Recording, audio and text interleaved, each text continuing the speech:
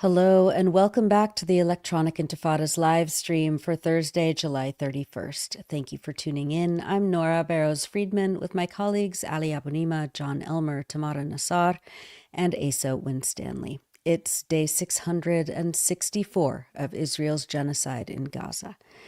Coming up, we'll talk to filmmaker and reporter Ruwaida Amer in Gaza about the situation she and those around her are facing as Israel's deliberate starvation intensifies. Meanwhile, the governments of France, Britain, and Canada are among the latest to announce that they plan to recognize a Palestinian state in the coming weeks. Ali will look at the small print, arguing that these headline-grabbing initiatives may not be good news for the Palestinian people. Later on in the program, Jon will cover the latest resistance news from Gaza, including operations from Khan Yunis to Jabalia. But first, let's take a look at the news. Here's a brief summary of some of the latest developments this week in Palestine. Israel has bombed and attacked areas across Gaza this week, killing at least 640 Palestinians and injuring more than 3,200. Between July 23rd and July 30th, according to records from the Ministry of Health in Gaza. On Monday night, Al Jazeera's Tarek Abu Azoum stated that dozens were killed in the central areas of Gaza in what residents there described as one of the bloodiest nights in recent weeks. Quote, 30 Palestinians were killed in Nuseirat refugee camp after Israeli forces struck a number of residential houses. Among the victims are 12 children and 14 women, and witnesses say most of the victims arrived at Al-Awda hospital torn to pieces due to the sheer force of explosions. Local accounts indicate that Israel used booby-trapped robots as well as tanks and drones during this attack. But elsewhere in Gaza, we also see a relative surge in air attacks, including in the designated safe zone of Al-Mawasi in southern Gaza, where a father and his 3 children were killed in an Israeli attack on a makeshift tent, Abu Azoum stated. Nearly 100 Palestinians were killed on Monday, July 28th, almost half of them killed while trying to obtain food aid, Al Jazeera stated. The Ministry of Health in Gaza stated that more than 110 Palestinians were killed on Tuesday, including 22 who were shot and killed at food aid points. On Wednesday, July 30th, medical sources reported that at least 75 Palestinians were killed by Israel, including 63 who were trying to acquire food. More than half of those aid seekers were killed in northern Gaza, near the 𝐓𝐿𝐴 crossing, where 270 people were also injured. That crossing has been yet another area that Israeli forces have turned into a killing field, along with the U.S.-Israeli so-called Gaza Humanitarian Foundation aid points in southern Gaza. Journalist Anas al-Sharif posted this video of Israeli forces firing on Palestinians near the 𝐓𝐿𝐴 crossing on July 28th, and just a warning that you'll hear a lot of gunfire.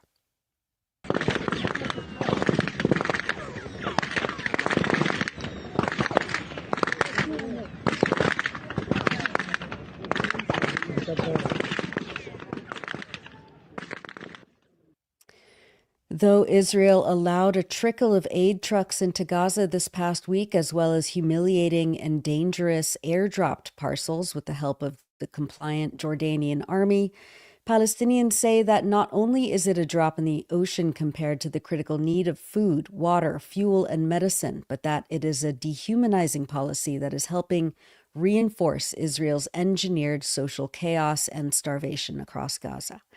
On Tuesday, July 29th, the Gaza government media office stated that 109 aid trucks were, quote, subjected to looting and theft as a result of the security chaos that the Israeli occupation is systematically and deliberately perpetuating with the aim of thwarting aid distribution and depriving civilians of it. The Gaza Strip needs 600 aid and fuel trucks daily, which is the minimum required need for the most vital sectors, the media office said. The day before, on Monday, July 28th, the Gaza government media office reported that only 87 aid trucks entered, the majority of which were looted, quote, with direct and systematic Israeli complicity. The Israeli army then carried out what the Gaza government media office said was a complex massacre on Monday, when Israel, quote, initially refused to allow the trucks to enter, then targeted the aid supply points belonging to clans and families, resulting in the killing of 11 security personnel. After confirming their deaths, the occupation authorities opened the way for trucks to enter, only to fall into the hands of criminal gangs and thieves under their direct protection, including drones and live ammunition, which targeted civilians. On July 29th, Gaza's civil defense rescue worker Mohammed Abu Luay filmed himself near the 𝐓𝐿𝐴 crossing, where crowds of Palestinians tried to obtain flour from a few aid trucks that entered. Quote, people are coming back carrying bags of flour, and we are going to carry the martyred and wounded from the area people are returning from, he says. May God reward us. They're all coming back with bags of flour except us. Some carry bags of flour, while others carry body bags.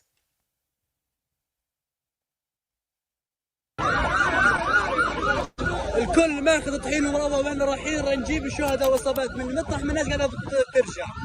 الله يكتب لنا الاجر يا رب، الله يكتب لنا الاجر بس، الكل محمل طحين ومروح الا احنا. ناس بتشيل طحين وناس بتشيل كفايه. ناس بتشيل طحين وناس بتشيل كفايه رسمي. الناس شايله طحين ونحن نشيل كفايه. حسبي الله ونعم الوكيل يا شيخ. On Wednesday, July 30th, more than 50 Palestinians were killed and 650 were injured when people headed to receive food aid again near the 𝐓𝐴 crossing, according to the Gaza government media office, which called it a bloody massacre. 112 aid trucks entered the Gaza Strip on Wednesday, most of which were subjected to looting and theft, the media office added. Quote, this bloody massacre and previous similar crimes once again confirms that the occupation is using hunger as a weapon of war, cold-bloodedly targeting civilians seeking sustenance, in flagrant violation of all international and humanitarian laws. While continuing to deny that it is intentionally starving Palestinians, the Israeli army bragged that it dropped aid parcels into Gaza this week. The Gaza government media office said that Israel carried out 6 airdrops on Tuesday. Of those 6, quote, 4 fell in areas under the control of the Israeli occupation army or in neighborhoods from which citizens had previously been ordered to evacuate, exposing those present to direct targeting and killing. This renders these airdrops useless and even dangerous to the lives of starving citizens, end quote. The media office said that a limited airdrop operation on Monday, quote, did not exceed half a truckload of aid, and it landed in red combat zones east of the Tufah neighborhood and Jabalia, where the occupation army is present. These are areas that are completely inaccessible to civilians. Several European states also announced that they would take part in airdropping aid instead of forcing Israel to open the land crossings. Belgium announced that it was sending 1 plane carrying medical supplies and food worth about 600,000 euros to Jordan, quote, soon, and that Belgian officials would remain on standby to conduct further drops in coordination with Amman. This comes after Spain and Germany announced that they would also begin working with Jordanian officials to coordinate airdrops. But as Euromed Human Rights Monitor stated, addressing the starvation in Gaza cannot be achieved through superficial or gaudy measures, but requires an immediate end to the blockade and the opening of safe, stable land corridors to enable the regular and sufficient delivery of food, medicine, and fuel. The only real solution is safe, protected land corridors for aid delivery under UN supervision, Euromed added. 400 aid centers once operated in Gaza before Israel dismantled them. They must be restored. Anything less, including these air spectacles, is complicity in genocide. Airdrops aren't about saving lives. They're about masking a war crime and preserving control. Meanwhile, Israeli and American mercenary forces operating the so-called Gaza Humanitarian Foundation sites continue to trap, injure, and kill starving Palestinians every day. More than 1,200 Palestinians have been killed and more than 8,000 have been injured trying to obtain aid since the GHF began its operations on May 27th, according to the health ministry in Gaza. A group of children who were kidnapped in late June by Israeli forces at a Gaza Humanitarian Foundation site in Rafah in southern Gaza were released this past week and described their brutal torture and detention in Israel's Sde Teiman concentration camp. According to the Palestinian Center for Human Rights, these 10 children joined thousands of other starving people desperately seeking food aid. However, PCHR reports, quote, they found themselves arrested after facing the risk of death under the Israeli army's fire. According to information obtained by PCHR, the 10 children arrived in miserable health conditions at Nasser Medical Complex in central Khan Yunis on July 24th. They had been released by the Israeli army weeks after their arrest near the aid distribution centers established by Israel. They were released via Karmi Abu Salim crossing following their detention and maltreatment, and then were taken to Khan Yunis with the aid trucks. One of the children testified to the Palestinian Center for Human Rights that at the time of the kidnapping, the Israeli soldiers beat him with his hands and a stick and forced him to take off his clothes. He said that he and the other children were all placed inside metal cages that were 1 square meter large, where it was impossible to lay down or sit comfortably, and were given rotten food to eat. Quote, they then took me to a barrack containing 4 rooms with steel mesh roofs and concrete floors, the child said. The rooms had beds without mattresses and only 1 blanket. We were forced to remain seated on the beds all day and were not allowed to move. 3 days later, I was taken to a concrete room where I stayed for 4 days. It seemed like a hatchery for chicks or rabbits, with 4 large and very hot yellow spotlights. There were 25 detainees inside. During our detention, Israeli special units raided and violently suppressed us on 5 occasions. They stormed the room at around 2 a.m., throwing stun grenades inside, beating us with sticks, and electrocuting us. Each raid lasted approximately 2 hours, marked by physical assault, intense fear, and deafening noise. I still bear visible marks of the electric shocks on my left hand.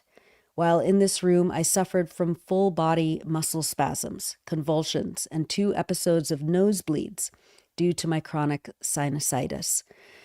Despite repeated requests for medical attention, no care was provided. When I asked for help, soldiers mockingly told me to drink water to stop the bleeding.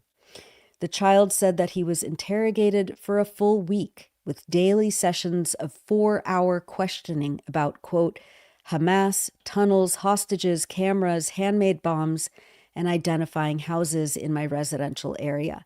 The interrogator was dissatisfied with my answers because I had no answers to his questions. He beat me with his hands while my feet and hands were tied to a chair. Sometimes the interrogation was done without anger or threats because the investigator already knew detailed information about my family, which made me fear for them. He told me, you are in Sde Teiman prison. After the interrogation ended, I was taken to what is known as the disco room, where Hebrew songs were played loudly and the air conditioner was set to a high temperature. I was blindfolded and my hands and feet were tied to a pipe all day. I remained there for 7 days on the floor. I was given a very small amount of poor quality food and had to eat while handcuffed. They then returned me to the previous room, where I stayed until my release.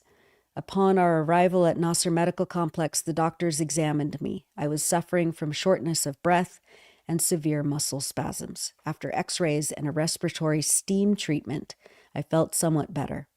Later, my father and relatives arrived and took me with them to our tent.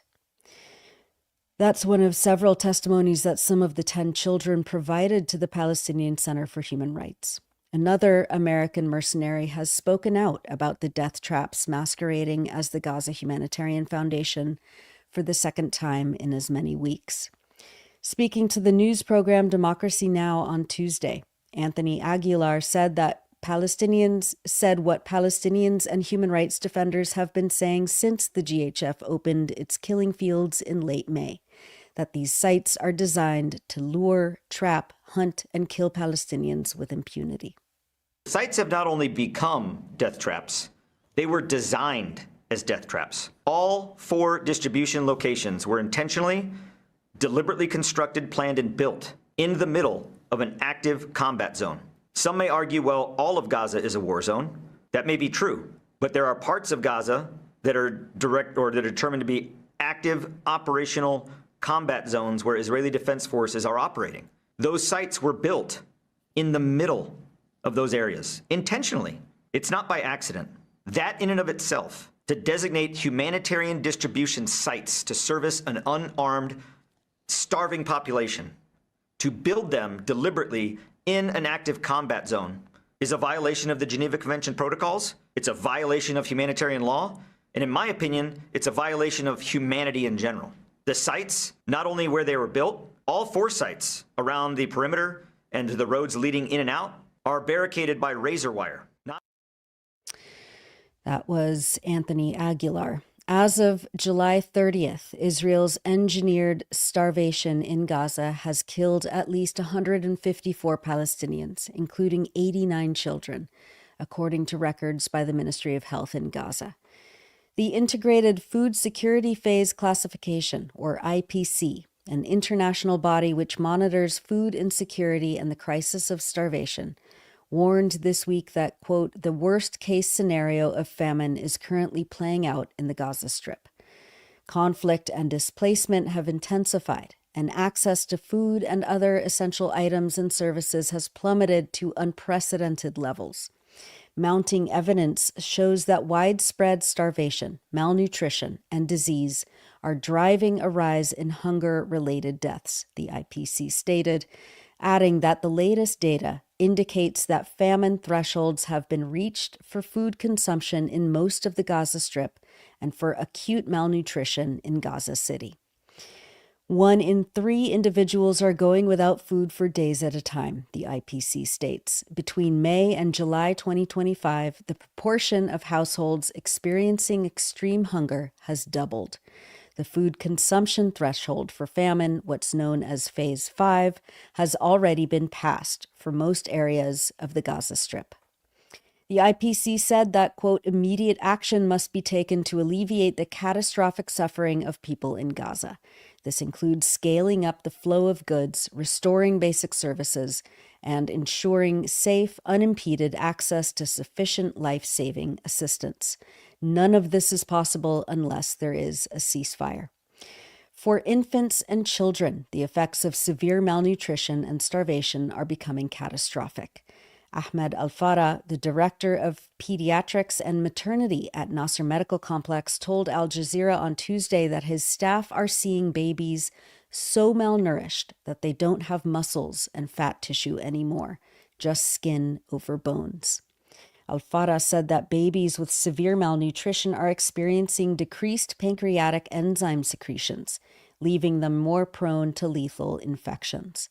The long-term effects of the lack of folic acid, B1 complex vitamins, and fatty acids that are essential for the composition of the central nervous system can also hinder or stop critical neurological developments. And if they survive, it can make it hard for a child to read or write or achieve normal cognitive growth later in childhood.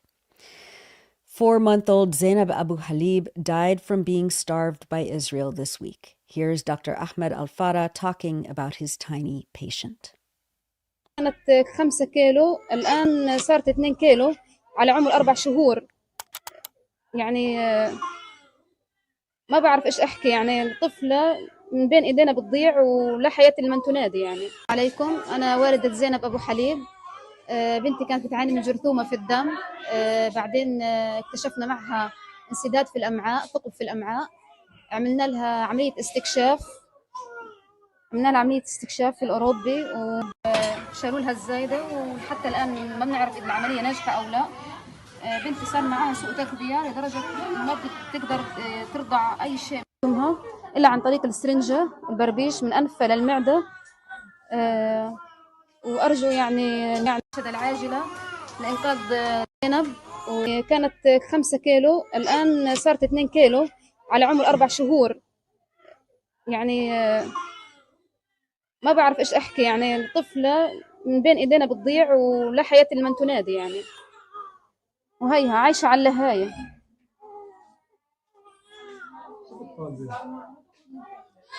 بنطالب السفارة الأردنية، بنطالب بكل إنسان له ضمير حي وإنسان محترم وإنسان يقدر يساعد هالطفلة يعني للخروج برا. إحنا عملنا لها التحويل وبنتمنى منكم أنتم تقدروا تساعدونا في الخروج ده برا، لأنه كتير في حالات صعبة هين وما حدا بيناشد ولا حدا يعني ما حدا يساعدنا في هذه الحالة.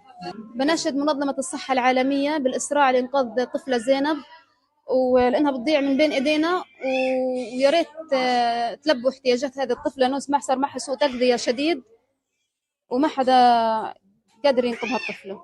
بتمنى إنكم تعالجوها بالقريب العاجل، لأنه البنت ما بتقدر ترضع نهائي وهي عايشة على الحليب، ولا ما فيش حليب إنه أساساً أنا تعيش عشانه يعني. Sorry, that I had the wrong video, but that was a video of Dr. Ahmed Al-Farah's tiny patient, 4-month-old Zainab Abu Halib, who died from being starved this week in Gaza. Dr. Tanya Haj Hassan, a physician with Doctors Without Borders, told Al Jazeera that serious health risks remain even after food becomes available again. Quote, all of the cells in your body are altered by this. In the intestines, the cells die, she said, adding that heart cells become weak and thinned, absorption of vitamins and fats becomes difficult, and children often die of heart failure, even when they're being refed. Euromed Human Rights Monitor reported this week that another vulnerable population, Palestinian elders, are also dying from starvation. Quote, approximately 1,200 elderly Palestinians have died in the past 2 months due to Israel's starvation policy, malnutrition, and lack of medical care, all of which have intensified in recent days. But the actual death toll may be significantly higher, Euromed says. Quote, in reality, these deaths result from deliberate starvation policies and the systematic dismantling of the health system, forming a pattern of intentional killing prohibited under international humanitarian and criminal law. We've published many features on the Electronic Intifada in the last week, but we wanted to highlight the terrifying experience of trying to get aid in Gaza by 𝐓𝐴T Ibrahim, writing from Gaza.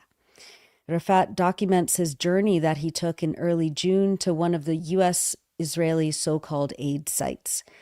He writes, quote, I knew we were close to the aid site when I saw a large mass of people gathered in front of me. It had taken us all night to get here. My friend Saada Abu Saada and I had left Al-Mawasi near Khan Yunis at 1:30 a.m. and headed south on the coastal road, Al-Rashid Street, toward Rafah. Neighbors in Al-Mawasi had told us to get to the aid site as early as possible, because there were not enough provisions for everyone. We thought that by leaving this early, we had a chance to get food. We walked slowly. On our left were miserable rows of tents. On our right was the seashore, calm on the surface, but with Israeli gunboats lined up along the horizon, close enough to be visible with the naked eye. We were not alone in our walk. Many others were headed the same way. An elderly man leaned on his cane and said in commiseration how hard it is to be hungry. We had 12 kilometers ahead of us, a potentially reasonable distance for a well-fed and nourished person, but we were neither well-fed nor nourished. We walked slowly from exhaustion and hunger. The only calories fueling my body were from scant amounts of lentils and pasta that I had obtained with great difficulty and effort in previous days. My mother, brother, and 5 sisters were back at our tent in Al-Mawasi. Dizzy from hunger, they could barely move. I could no longer bear to see my family wither from starvation. That's why I was walking along the coastal road in the dark on Eid al-Adha, June 6th, tired and hungry, headed toward a so-called American aid center, a place that had declared itself on its social media page as a source of relief. The aid sites run by the American and Israeli-run Gaza Humanitarian Foundation only opened on May 27th, but by early June, it was understood already in Gaza that they were also death sites. Israeli troops were shooting and killing us. Yet the more news spread about these massacres, the more news spread about the aid sites themselves. It is a cruel irony that we are so starved that in the news of massacres, we also hear that there is food available and that there is a possibility that we might get some if we can only survive the site itself. Here we die of hunger, Saad said, and there we may die of bullets. Those are excerpts from The Terrifying Experience of Trying to Get Aid in Gaza by Rifat Ibrahim, writing from Gaza on electronicintifada.net. And finally, as we always do, we wanted to highlight people expressing joy, determination, and resilience across Palestine. Musician and music teacher Ahmed Mouin posted this video of a lesson with two of his students. He captions this clip, quote, "Despite the hardship and the shadow of war, my students Amal and Sarah have shown incredible dedication. For the past 4 months, they've been training with me, and their progress has been remarkable. Now playing with confidence and emotion. In the darkest times, music remains our light."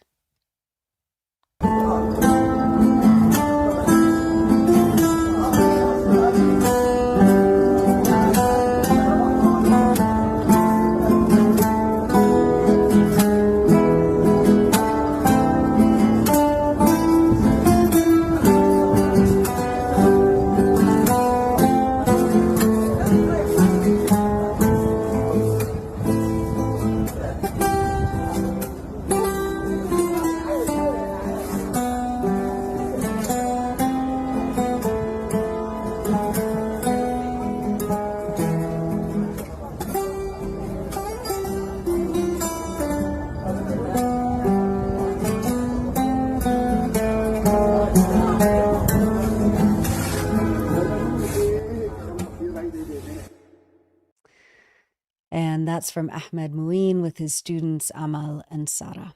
And that's it for the news roundup. As always, go to electronicintifada.net for much more, especially to read our new features by our brave writers in Gaza. You're watching the Electronic Intifada live stream. I'm Nora Barrows-Friedman with my colleague Ali Abunimah. Hi, Ali. Hi, Nora. Thank you. It's day after day, week after week. We don't even show the worst. We don't show the worst of the images that are coming out of Gaza. People are seeing them. Day after day, rows of emaciated bodies, shot, killed. I just saw some images from one of our colleagues in Gaza, Muhammad Asad, that we probably wouldn't be able to show and keep the channel on air. And it's just unbelievable. It's unbelievable.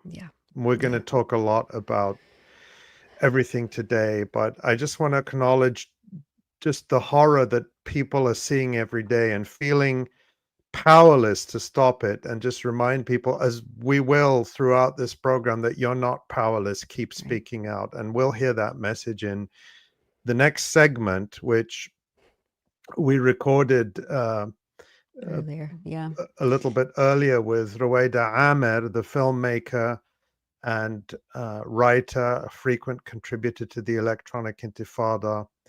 We were able to reach her in Gaza and talk to her, and she'll make very clear the importance of our voices right now to people in Gaza. So why don't we go to our interview with Ruwaida? Perfect. Thanks, Ali. We're now going straight to Gaza, where we're joined by Ruwaida Amer. She's a writer, a filmmaker, a journalist, and a longtime contributor to the Electronic Intifada. Welcome, Ruwaida. Hi, Ruwaida. Welcome. Hi. Thank you for joining us, Ruwaida, during a very, very difficult situation. Just to start, tell us what the situation is now for you and for those around you in Gaza. Gaza now lives in very hard situation because we are in very hard hunger. Okay, so all the people or all the news focus on the hunger in Gaza. So hunger is very bad feeling to be human as a human in the world in 2025 and don't find anything to eat. And there's people die because there's no food in their homes, and their parents can't to get food for them. So now we are suffering from many things in Gaza. Still displacement from our homes, also the bombing around us. I didn't sleep last night because there is huge bombing around me in Khan Younis city. And also the hunger. The bad thing is hunger. If you will not die from the bombing, you will die from the hunger. To not find any food in the market to eat, to like the normal people can eat 3 meals in one day, okay? But we are not half meal in one day, okay? Really, I'm talking about myself. I don't. Can I ask you, Ruwaida, when is the last time you ate? I'm sorry to ask you such a personal question, but we want people to know what the situation is. When is the last time you ate? Okay, I want to tell about myself today. Every day, as I told you, I eat just one meal, okay? But there is many people don't eat even one meal or anything in their day, okay? So there's people suffering worse than me. So this thing is so bad because I'm hearing around me in the Khan Younis camp the sounds of the children crying. They want to eat. We want bread. We want. I'm yesterday, or I don't know, maybe today. I had one of my relatives said, "I hope to get a lot of potato, a lot of tomato, a lot of." They wish to see the vegetables, the fruit, meat, and everything. So we wish to see the food really in Gaza. Okay, I want to say something. It's very important. Okay, yesterday, and I think from 2 days, they said we will enter the aid and the food to Gaza from Karam Abu Salim, I don't know, or Rafah crossing, okay? But there's no food. Until now, there's no food in the market, or we don't get any food, okay? Because there is no security in Gaza.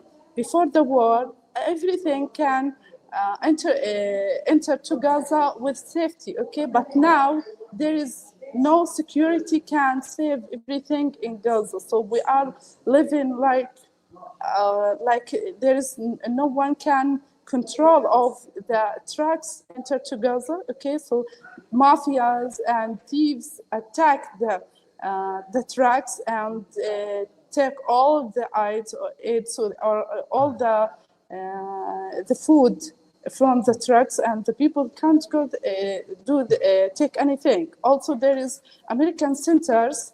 Okay, so maybe you know that the people yesterday, this hospital, Nasser Hospital, received more than 10 people killed by the centers of AIDS in different places in Khan Younis city in Khan Younis city. So it's so terrible. We need to end this or stop this war because the food can enter to Gaza with safe. There is no one control in Gaza Strip. There is bombing every time. There is no good places. Also, the trucks of food enter to Gaza in like red areas or dangerous areas. Okay, so when the people go there to take any food or anything, they attack them, okay, and they kill them. So we need to stop this war and back to the food enter to Gaza as normal we used to before the war. But this way, it's not benefit the people in Gaza. It's still there is hunger. There's no one get food until now. Ruwaida, I just want to ask you, you said that you're lucky to eat one meal a day. Yeah. And you talked about people dreaming about having vegetables or tomatoes Yeah. or meat, which is unavailable. Let me ask you, and again, this is just to inform people about the reality in the world. What are you eating? When you have that one meal a day, what's available to you? Nothing, just beans. I hated them, by the way. My mother is very suffering from the beans, okay, because like food, falafel, everything, it's not benefit our bodies. I am very tired when I walk just a few meters, okay? Sometimes I said I will not work because my work need to think more, and I need to thinking about my articles, my videos, but that need energy, but I don't have energy. I don't like. I want to sleep a lot of my time during the day. Okay, so don't think about if there's meal not like there's meat, there is fish, there is no. It's simple. It's very simple food. I think. If there is any child aged 1 year, it will not be good for him. He will ask more and more and more food to be good, okay, and feel I'm full now. But no, it's 1 meal, but it's not benefit my body because there is no types of food. Also, there is a very few vegetables in the market, but very expensive. It's too expensive. Like 1 kilo tomato, $40. Yes, it's too much. Okay, and I want to say something. To Gaza Strip has farmers. Yeah, has sea also, so we can fishing and we can eat fish, and we can growing many types of vegetables or fruits, and we can eat. But they bulldozed a lot of farmers in Gaza Strip and occupied many farmers in Gaza Strip, and they don't allow for any fisherman to enter to the sea. They attacked anyone go to the beach of Gaza Strip, and they said that no one go to the beach. If anyone go to the beach in Gaza Strip, they will target them or they will kill them. So it's so hard, okay? So we have just one way to get the food, stop this war and open the crossing to enter the trucks with safety ways, and all the people in Gaza Strip can get the food. But during the bombing, under the bombing, during the war continue, we will not get anything because, No, Ruwaida, can you talk about these European countries, Germany and now Spain, through working with Jordan, are now doing these like aid drops again. They're flying over and then dropping these parcels of food that are, really it's for optics. It's for the cameras. It's so that Israel can say, look, we're allowing these aid drops to happen as they, as you said, continue to seal the land crossings, the safest and easiest and cheapest and most effective way to get food into Gaza, especially at this time. Can you talk about the aid drops and this whole circus around it? What you're seeing, what you're hearing from people? Are these parcels doing anything to alleviate the, catastrophic starvation situation in Gaza? I know. I want to say something. I want to say thank you for any country thinking about us and want to help to solve this hunger situation, okay? But I told you, nothing will benefit the people in Gaza just to stop this war. But I know, I saw the plans drops the AIDS in Gaza because I'm near Mawassi Khan Yunus, so I know that I saw that. But it's not safety for the people because maybe that they will drop it on the head of the people, on the tents, okay? And a lot of them dropped in the dangerous area, so no one will go there and get the food from these areas because, you know, the occupation target is anyone go there.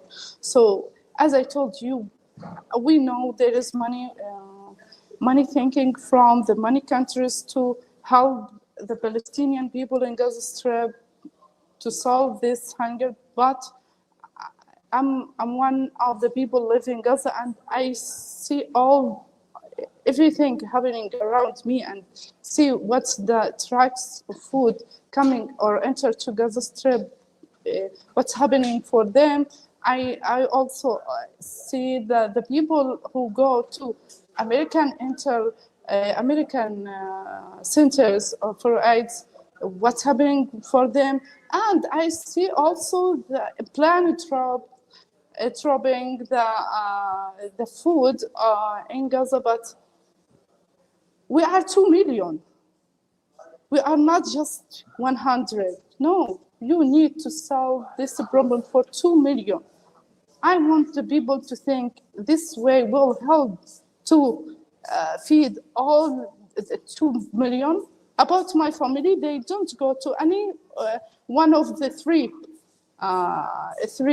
service, okay, like for plan or for trucks or for American centers, no, because it's very dangerous. We know that it's not safe. It's dangerous. So no, I want to say again, thank you for every country. Any people want to help us, but we want to do our work more and more to stop this war. I want to ask you about that. What do you see? We ask this question whenever we are fortunate enough to speak with someone in Gaza. Do you and the people in Gaza see what's happening around the world? Do you see people protesting? And what's your message to people around the world? What should they be doing right now? Okay, I want to say we are so strong we feel so strong when we see the people protest for Gaza. They want Gaza to be free, they want the war stop, so that's make us strong and that give us hope. The situation will change anyway, and we see the protests in the countries about the hunger in Gaza, and they say no for the hunger in Gaza.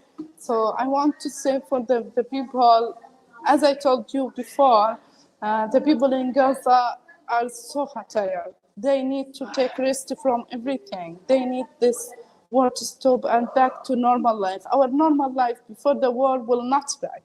We know that because the war destroyed everything, but we need to sleep without bombing. We need to eat very well. Last 2 days or 3 days, I lost my mind. I want to anything sugar, okay? I need energy for my body. I can't think about anything. And I told my mother, I will lose my mind.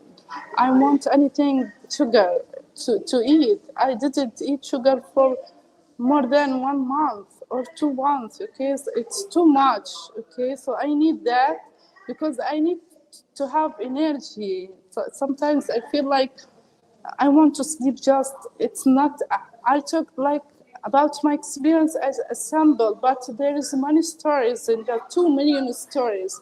Also other stories about my mother. My mother was very sick and need to make to do like operation, okay, last 2 months. But we postponed this operation because we know we are displaced. We displaced our home. We need to back and think about this operation. But her doctors said, no, she will lose her move if she can't, she didn't make this this operation. But she do that, okay? Now she need to recover from her operation. There is no food to make her strong and to be her health good and improve in her health. No, because she need eat. She need food, good food, to be strong, to be good, to back to her health. Okay, like this, to see her health. There is a change before and after operation, but until now, no. There's no food. I'm so worried about her. I told her, be patient. They will enter the food, and we will pay anything. She told me it's too expensive, but I said it's okay. It's okay.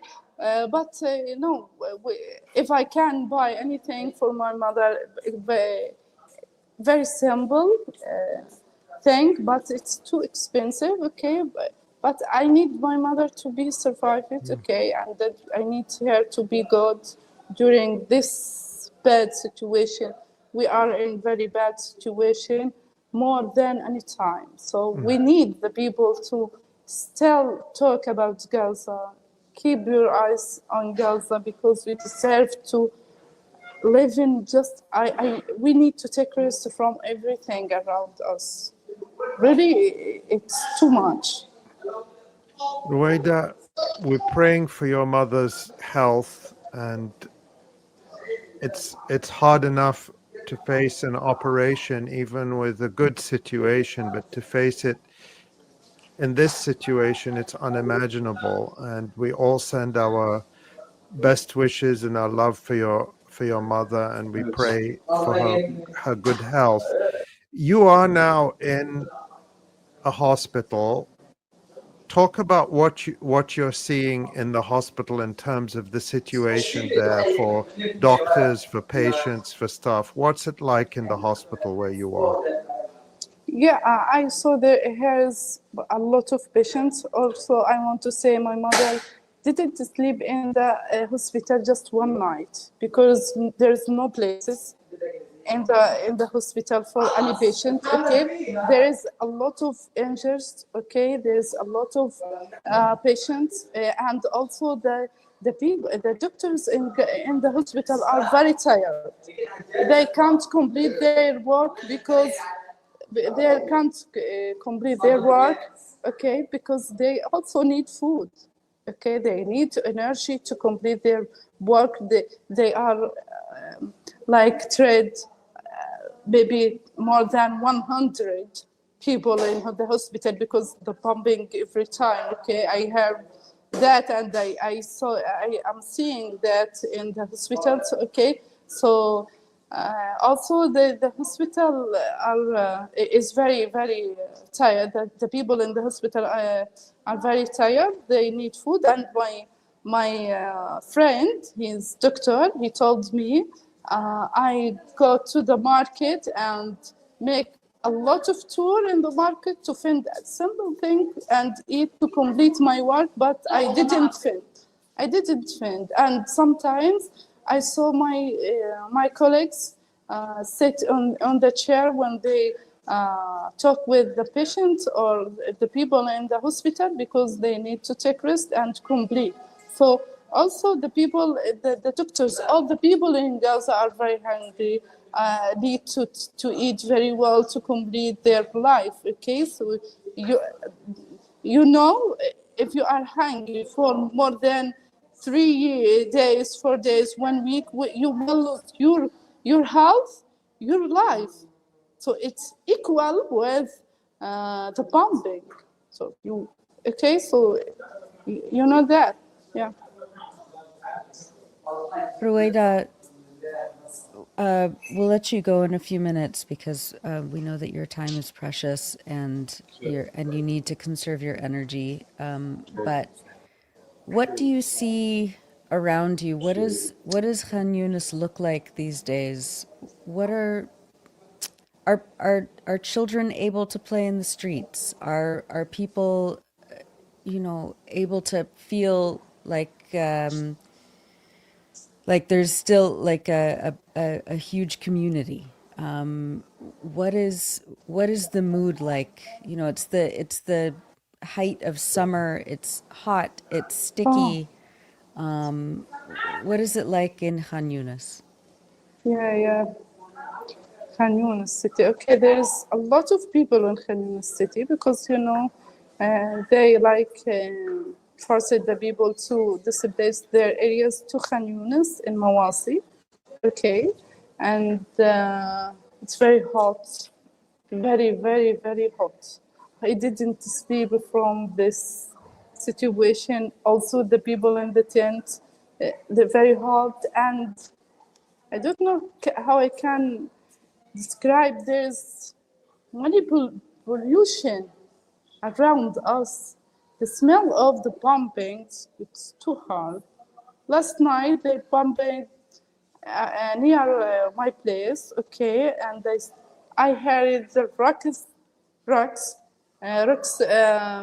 launched on the around me, okay, and there's something hit my head, okay, and I didn't sleep. I smelled there's bad thing around me, like bombings, explosions, okay, like this. Also the hunger, okay. The people there, they are very nervous. They are very lazy. They are very tired. When you walk in the street, you will see the people sit on the street. They want to take rest and complete the walking. Why we are walking, by the way? Because there is no taxis or cars in the street. There is no full enter to Gaza, okay, to be the cars working in the street. So if you want to go anywhere, you need to walk maybe more than 1, 2, 3 kilos, okay? For me, I can't.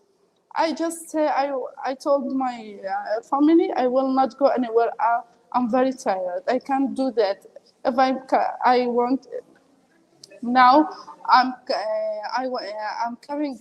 I come to the hospital. I feel very tired. I'm talking with very, very hard. If you hear my breath, my sound, you will feel I'm so tired because I spend my a little energy with the walking when I come to the hospital. So no, the mood in Khan Yunis city or on the all areas in Gaza Strip is so bad because the war is it's very hard, and there is no hope to stop this war. The people following the news about the agreement, what's happening between Hamas and Israel in Qatar or in Egypt or in USA, but there's no hope.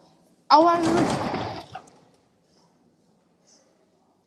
routine, when we are woke up, okay, what's happening in the news? There is hope to get to hear there is ceasefire or not. Sometimes they say yes, sometimes they say no, because we are focused on Trump speech. On a Trump speech, positive thing, we say, there is ceasefire coming very soon. When he said anything bad, we said, no, there is no ceasefire coming soon. So we want to solve this thing, okay? We need to stop this war, because if the war caring about the Gaza Strip, okay, or the people in Gaza Strip, work very hard to stop this war, because I'm hearing about, I didn't hear anything to talk about the children in Gaza, the people in Gaza. People, I don't know how they look to Gaza Strip. We are people, we are human, we are like anyone, we have dreams, we have future, we have families, we want to save them from everything around us, bombing, displacement, and now hunger. It's too much. No one in the world can able to be with this situation one day, not 2 years. Yeah. Okay, so it's too much. So now there is bombing. I heard explosion near the hospital, so it was very hard. Ruwaida, we are praying for your safety and for everyone there. We're so grateful to you to share with us what's happening and to let people know, even though it's very difficult for you personally to move anywhere, to travel safely, to find internet, but you did it because you wanted people to know what's happening, and we are so grateful for that. What I want to say to you is we want a ceasefire for you and for everyone in Gaza more than anything. And I can't tell you when that's going to happen because we're waiting like everyone else. We hear Trump say something positive, and then the next day he says the opposite. And we don't know any more than you what will happen. But I can tell you this: the outrage, the anger, the protests for about what is being done to people in Gaza by Israel and by the supporters of Israel, that anger is more than ever now. More people are speaking out than ever. And we will continue to do that. We promise to keep doing that. We won't forget about Gaza.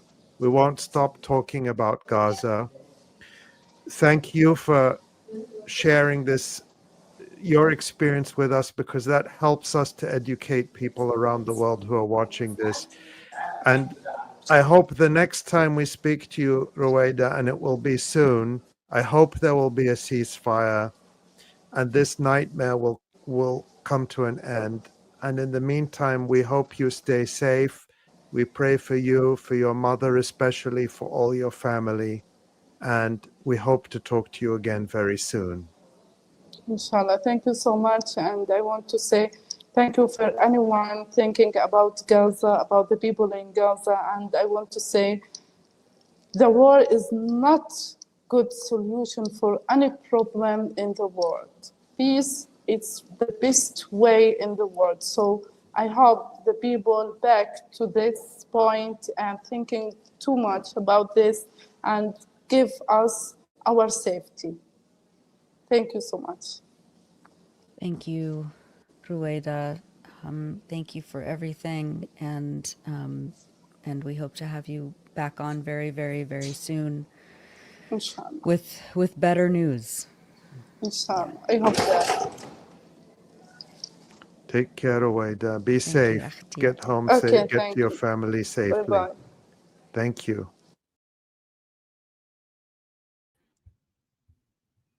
A very, very difficult and moving interview with our contributor, Ruwaida Amer. And Ruwaida, like Dunya last week, had to Yeah. travel some distance By foot. Yeah. Yes, and with little energy. She talked about that in the interview, but also before, how difficult it is to do anything. And I've heard that from other colleagues in Gaza who say they now count their steps to move around as little as possible to preserve their energy. It's just unbearable. And the most unbearable thing, and we hear this time and again, is watching your loved ones, your children, elders, your parents, your grandparents suffering starvation, which of course is made even worse when people have chronic illnesses. And it's just unimaginable. Yeah. And Ruwaida had asked, she had said that she wanted to come and speak to the viewers and listeners and readers of the Electronic Intifada. She said she felt a need to speak out and let people know what was happening, and we're very privileged to have provided her with that platform. Yeah, it really is a privilege and an honor. And it is, excuse me, it's just to see our friends and colleagues like Ruwaida and Dunya, Asim, and so many others in Gaza who are writing for us and who we check in on all the time, being tortured in this way over and over and over again for nearly 2 years, amidst, a century of torture by the Israelis I think and about, the I West. mean, I was talking with a colleague the other day about Dr. 𝐓𝐡𝐞 𝐄𝐥𝐿 and how thin he looked on his last interviews with us. And that was like in November of 2023. People were already suffering from hunger, and how long ago was that? How long ago was that? Yeah. It seems like both yesterday and a century ago. It's all unbearable. And this is why we do this work, Ali. And meanwhile, of course, those with the power to stop this genocide and hold Israel to account, send Israel to The Hague, are effectively twiddling their thumbs. They're doing these, really dangerous and almost meaningless airdrops instead of forcing Israel to stop the siege and throw open the gates.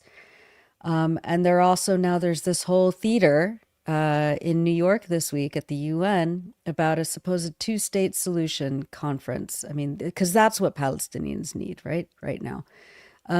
Ali, you've been watching this closely. You wrote a book 20 odd years ago called One Country, about the colonial fantasy of this two-state solution. Tell us what's going on in New York and what we should be watching carefully. Thanks, Nora. And for those who are just joining us, I'm Ali Abunimah, and you're watching the Electronic Intifada live stream. Earlier this week, there was indeed a 3-day meeting at the UN headquarters in New York called the High-Level International Conference for the Peaceful Settlement of the Question of Palestine and the Implementation of the Two-State Solution. It was organized by France and Saudi Arabia. And let's start with a clip of UN Secretary General Antonio Guterres addressing the conference. Let's be clear. The creeping annexation of the occupied West Bank is illegal. It must stop. The wholesale destruction of Gaza is intolerable. It must stop. Unilateral actions that would forever undermine the two-state solution are unacceptable. They must stop.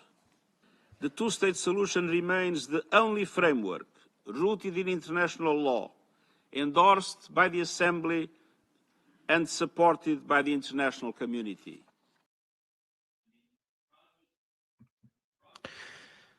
Yeah, so this comes as France leads a new push for recognition of a Palestinian state that has been joined by the UK and now Canada, among other staunch supporters of Israel's genocidal regime. And of course, British Prime Minister Keir Starmer announced that his country will maybe follow France's lead. And so let's take a look at a couple of clips from his announcement on Tuesday. Let's look at that first clip. On the 7th of October 2023, Hamas perpetrated the worst massacre in Israel's history. Every day since then, the horror has continued. The hostages are still being held today. The Palestinian people have endured terrible suffering. Now, in Gaza, because of a catastrophic failure of aid, we see starving babies, children too weak to stand, images that will stay with us for a lifetime. So that clip, the reason we'll get to his declaration about the statement, but about recognizing his statement, I just wanted to point out here that the language he uses, this very strong condemnation of the October 7th operation, which he characterizes the worst attack ever on Israel, and how he characterized what was happening to Palestinians in Gaza. He talked about a catastrophic failure of aid. A catastrophic failure of aid. Aid failed? What does that even mean? It's just bizarre. The refusal to name who is actually doing this. Now let's look at him actually talking about a Palestinian state. Said that we will recognize a Palestinian state as a contribution to a proper peace process at the moment of maximum impact for the two-state solution. With that solution now under threat, this is the moment to act. So today, as part of this process towards peace, I can confirm the UK will recognise the State of Palestine by the United Nations General Assembly in September, unless the Israeli government takes substantive steps to end the appalling situation in Gaza, agree to a ceasefire, and commit to a long-term sustainable peace, reviving the prospect of a two-state solution. So it's strange there how he's talking about recognizing a Palestinian state as a bargaining chip, and he might not do it if Israel lets in a few more trucks to Gaza. So this for him isn't about any fundamental Palestinian rights. He's prepared to sacrifice his supposed principled commitment to Palestinian statehood if Israel is willing to just ease the starvation for a bit. But the bigger point here is that many people think that this UN conference and these move towards recognition represent support for the Palestinian cause because it sounds good. I've heard people saying, wow, France and Britain and Canada and other countries are going to recognize Palestine. That's a real gain in the minds of many people. And this is reinforced by the staunch opposition of the United States, which denounced the UN move or the UN conference. And we see this in a statement from the spokesperson for Secretary of State Rubio, absolutely excoriating this conference and the announcement of Macron, the French president, that France will recognize a Palestinian state. But I would argue that despite this apparent hostility, the US is very much on the same side as France, Britain, and Canada and the others. The version of Palestinian statehood being pushed at this UN conference and by governments like France, Saudi Arabia, the UK, and other Arab countries is a fundamentally anti-Palestinian project aimed at eliminating resistance to Israeli settler colonialism and ensuring the long-term survival of Israel even after it perpetrates this Holocaust. All you need to do is read the statements and documents from the states involved, and there are a couple I want to look at now that will give us guidance. We have to get down into it a little bit. Let's look first at this headline from the Times of Israel from July 30th. And we can see the headline there. In first, entire Arab League condemns October 7th, urges Hamas to disarm at two-state confab. And we can see that what the Times of Israel reports is that Arab and Muslim countries, including Saudi Arabia, Qatar, Egypt, Jordan, and Turkey, signed a declaration condemning for the first time Hamas's onslaught of October 7th and calling on the Palestinian terror group to release all the hostages it is holding, disarm, and end its rule of Gaza in a bid to end the devastating war in the Gaza Strip. 17 countries plus the 22-member Arab League and the entire European Union threw their weight behind a 7-page text obtained by the Times of Israel, agreed at a United Nations conference. That's the conference we're talking about. They're calling this the so-called New York Declaration. And now here is that 7-page document obtained by the Times of Israel. It's a draft for a so-called outcomes document from this conference. It is co-signed by France and Saudi Arabia. as the co-chairs of the conference, or as the conveners of the conference, and is signed by all the co-chairs, which includes the Arab League and the other Arab and Muslim countries named by the Times of Israel. It is addressed to other members of the UN, asking them to endorse the document and to reply by writing to the Saudi mission at the UN no later than September 5th. And the document does indeed contain what the Times of Israel says, a call for a demilitarized Palestinian state under the control of a collaborationist Palestinian Authority. I'm not going to go through the whole document because it's long, but I just want to point out a couple of key paragraphs. And this is paragraph 11. And it says, governance, law enforcement, and security across all the Palestinian territory must lie solely with the Palestinian Authority with appropriate international support. We welcome the one state, one government, one law, one gun policy of the Palestinian Authority and pledged our support to its implementation, including through the necessary DDR process that should be completed within an agreed mechanism with international partners and a set time frame.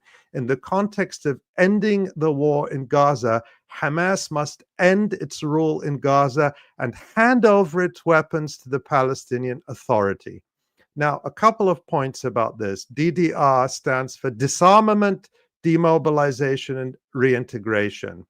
It talks about Hamas disarming and handing over its weapons to the Palestinian Authority in the context of ending the genocide. In other words, this document appears to accept Israel's view that the war, as they would call it, will go on until Hamas is demilitarized and disarmed. Total disarmament of the resistance is to be done before the creation of a demilitarized Palestinian state, because note that the weapons are to be handed over not to the government of an independent Palestinian state, but to the Palestinian Authority that exists under and collaborates with Israeli occupation. So this is about leaving Palestinians defenseless in the face of a genocidal occupier, first by disarming any resistance, and second, at some point in the future, creating a demilitarized Palestinian state in name that cannot defend itself. So it's not about Palestinian self-determination, but about fulfilling Israel's war goals under the guise of a peace process. Nowhere does the document talk about disarming Israel. It doesn't even talk about disarming Israel's settlers in the West Bank who continue to terrorize and murder Palestinians every single day. The framework is about creating safety and security for the genocidal settler colony that is perpetrating a Holocaust. I want to look at one more point to illustrate how dangerous and anti-Palestinian this so-called two-state solution framework is. In particular, it seeks to abrogate the right of return of Palestinian refugees to their country and to their homes. And here's paragraph 14 of that same 7-page document co-signed by Saudi Arabia, Jordan, Qatar, Turkey, and the Arab League. It says that I'm just going to read this bit concerning UNRWA. Upon the achievement of a just solution to the Palestinian refugee issue to be agreed upon in accordance with UN General Assembly Resolution 194, UNRWA will hand over its public-like services in the Palestinian territory to empowered and prepared Palestinian institutions. So the document, it talks about achievement of a just solution to the Palestinian refugee issue without mentioning or reaffirming the right of return. And this is long-established peace process code for abrogating the right of return, resettling Palestinian refugees outside Palestine so that Jewish demographic supremacy is not threatened, and at best refugees would get monetary compensation. It makes a passing reference to UN Resolution 194, but this should provide no reassurance since 194 is supposed to be about the right of return, but they don't mention that. They're only interested in the compensation part of 194.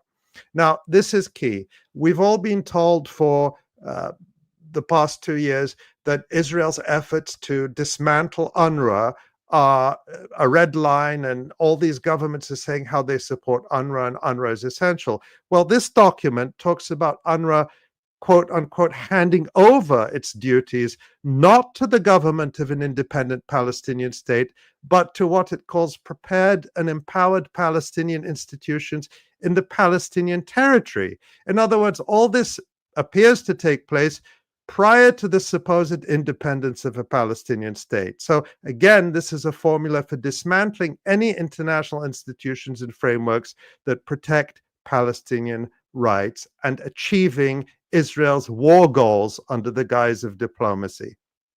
Now, I'm not going to go into much more detail about this document, which is bad enough, but it gets even worse when you look at a statement published just yesterday, July 30th, by the French Foreign Ministry, making many of the same points and really laying out what the actual agenda is.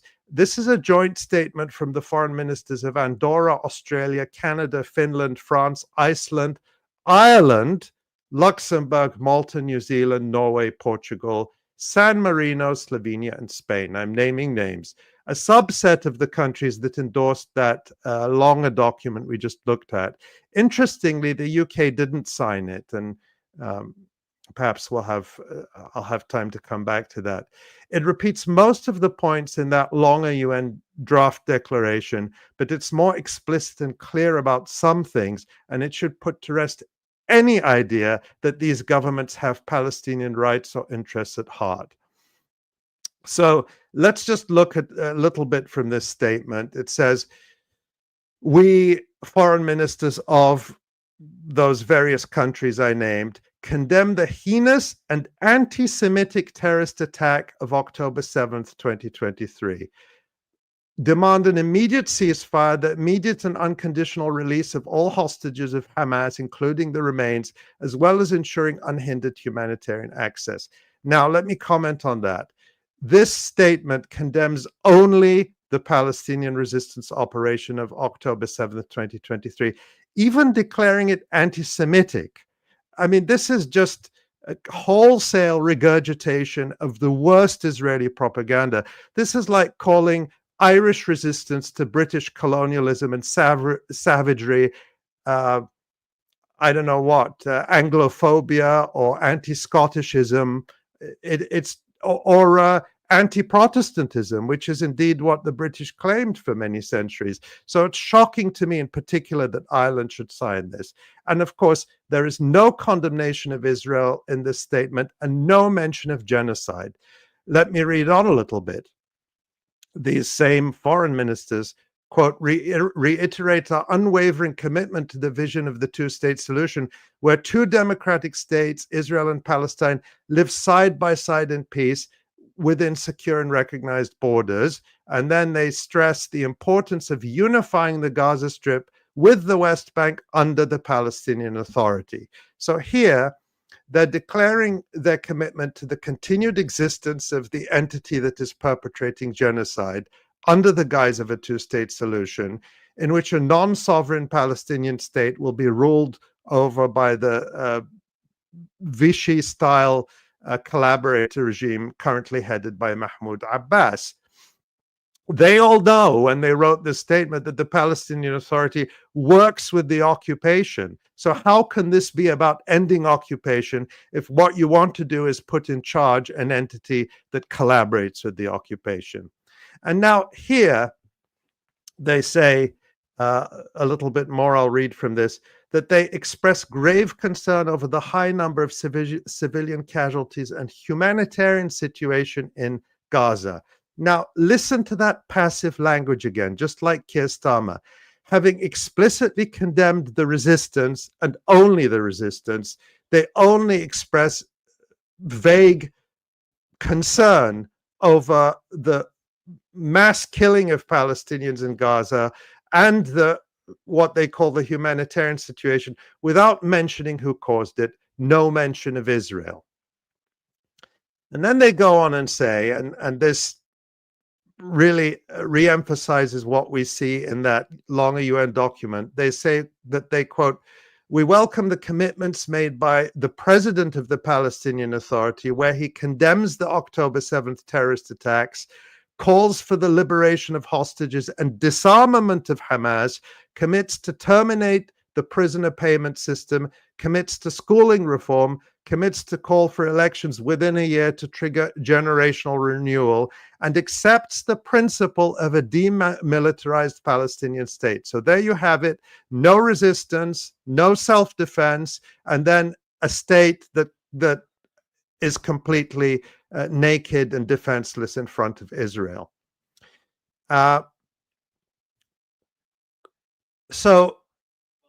Then they get to talking about recognition, and they point out how a number of countries have already recognized Palestine or plan to. And they say that they urge other countries to consider doing the same. And they say, and I think this is the key point here, that they urge countries who have not done so yet to establish normal relations with Israel and to express their willingness to enter into discussions on the regional integration of the state of Israel. So they use their recognition of a non-existent Palestinian state, that they're doing absolutely nothing to actually bring into existence, as a cover for their real agenda, obtaining full recognition for Israel now, normalization now, and regional integration soon, while it's in the midst of perpetrating a Holocaust. This is about rewarding Israel during its genocide. And finally, they expressed their determination, quote, to work on an architecture for the day after in Gaza, which guarantees the reconstruction of Gaza, the disarmament of Hamas, and its exclusion from the Palestinian governance. So they mention the disarmament of Hamas repeatedly in this document. And they use this Israeli terminology of the day after. And then this emphasizes, of course, that the elimination of Palestinian resistance is the goal, and deciding for Palestinians who will rule them. Again, no mention of disarming Israel or bringing its war crimes fugitive indicted leaders to justice. And then let's just look at the words of the French Foreign Minister, Jon Barrows, in his speech opening the UN conference. Of course, remember that France and Saudi Arabia are the co-conveners, and why France is recognizing a Palestinian state. So Barrows says, France is prepared to fully recognize the state of Palestine and will do so in September. This recognition, a major decision by France, expresses a refusal and also contains a call, refusing to see the side of war standing victorious over that of peace, refusing to acquiesce to Hamas, which has always disputed Israel's right to exist and which has always fought the two-state solution for that reason. But Palestine is not and will never be Hamas. Recognizing a state of Palestine today means standing with the Palestinians who have chosen non-violence, who have renounced terrorism, and are prepared to recognize Israel.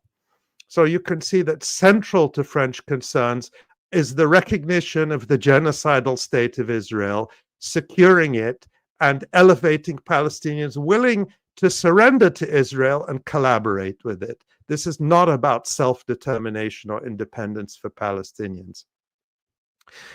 And finally, I want to recall that all this is happening at the UN General Assembly, which last September adopted a resolution endorsing an advisory opinion of the International Court of Justice.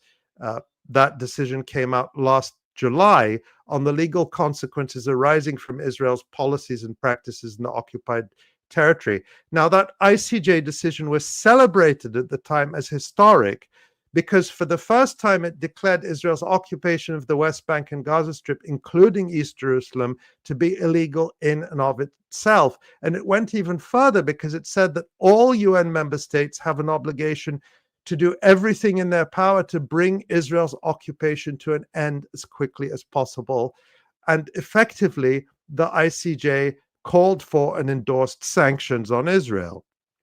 In line with this, the UN passed a resolution. The UN General Assembly passed a resolution last September, which, quote, demands that Israel brings an end without delay. Let me read that again. Demands that Israel brings to an end without delay its unlawful presence in the occupied Palestinian territory, which constitutes a wrongful act of a continuing character entailing its international responsibility, and do so no later than 12 months from the adoption of this present resolution. So September 2024, the UN General Assembly overwhelmingly voted that Israel had 12 months to end its occupation of the West Bank and Gaza Strip, which means that there's 1 month left to that deadline, basically. Instead, what France, Saudi Arabia, the Palestinian Authority, all those Arab states, and their other collaborators are doing is trying to revive an endless peace process in which the Palestinian people and their resistance are the wrongdoers, the aggressors, and the Israelis are the victims, and it is up to the Palestinians to disarm and jump through endless hoops, which, if they are lucky, will end in them being allowed to live under Israeli apartheid forever, which will be given the name of a state. So this is rewarding Israel's genocide and assuring it that no matter what it does, this so-called international community will never hold it accountable and will always blame the Palestinians for their own plight and exonerate Israel. And just in closing, I want to share some other reactions to this. One from our friend, the human rights lawyer, �2 𝐄𝐥𝐿, and this was his excoriating assessment of this. He said, some states gathered at the UN in New York are trying to reanimate the stinking corpse of the Oslo process and the so-called two-state solution. Their goal is not Palestinian liberation, but rather to preserve the genocidal apartheid regime of Israel and its official racist ideology of Zionism. In return, they offer the possibility of a Palestinian Bantustan somewhere down the road. This approach can only extend Palestinian suffering, ensure further conflict, buttress Israeli impunity, and distract attention and effort from addressing the true root causes. It has failed. It will continue to fail. As with apartheid in South Africa, the Israeli regime must be isolated, defeated, dismantled, and replaced with a democratic secular state with equal rights for all from the river to the sea. I couldn't agree more with that assessment by �2 𝐄𝐥𝐿. And here is what Zara Sultana, a British member of parliament, said. Now, Sultana was until recently a member of the Labour Party, but left the Labour Party to join a new party being formed by Jeremy Corbyn. And this is what she said in response to British Foreign Minister David Lammy's announcement about the planned recognition of the Palestinian state by Britain. And she says, this is a PR stunt that lets Israel's genocide continue. Meanwhile, David Lammy won't expel the Israeli ambassador, end all trade, implement a full arms embargo, stop surveillance flights or UK training of Israeli soldiers. Empty gestures fool no one. He belongs in The Hague. And again, I think that is absolutely right. Why are they at the UN talking about a so-called two-state solution instead of talking about sanctions, instead of holding Israel accountable for failing to meet that UN set deadline to end its occupation within 12 months?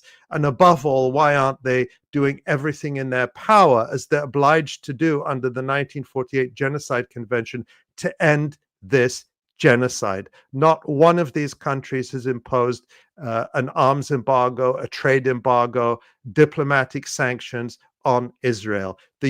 As we've discussed in recent episodes, the European Union has imposed 18 sanctions packages on Russia and has not imposed a single sanction on Israel. So my appeal to people watching and listening to this is don't be fooled, don't be distracted. These governments do not have the rights or interests or lives of Palestinians at heart. They can hear your protests, they can hear your anguish and outrage, and they are trying to distract you with this, to pose as champions of Palestinian statehood, when what they're trying to achieve is Israel's goals under the fake guise of a peace process. It has to be exposed as such. Stay on message. This genocide has to end, and they have an obligation to take immediate, practical, active steps to prevent and punish Israel from carrying out this genocide. Thanks, Nora. Thank you so much, Ali, for breaking that down, for reading these just despicable, racist, pro-genocide, proposals, guised in the language of diplomacy and international morals and human rights. But you're right. This is a gift to Israel on a silver platter. Israel could have written that declaration, and Israel's probably tactic. did. Don't be fooled. Don't be fooled by Israel's opposition to this. Right. Israel is screaming bloody murder. Oh, don't recognize a Palestinian state. Don't recognize a Palestinian state.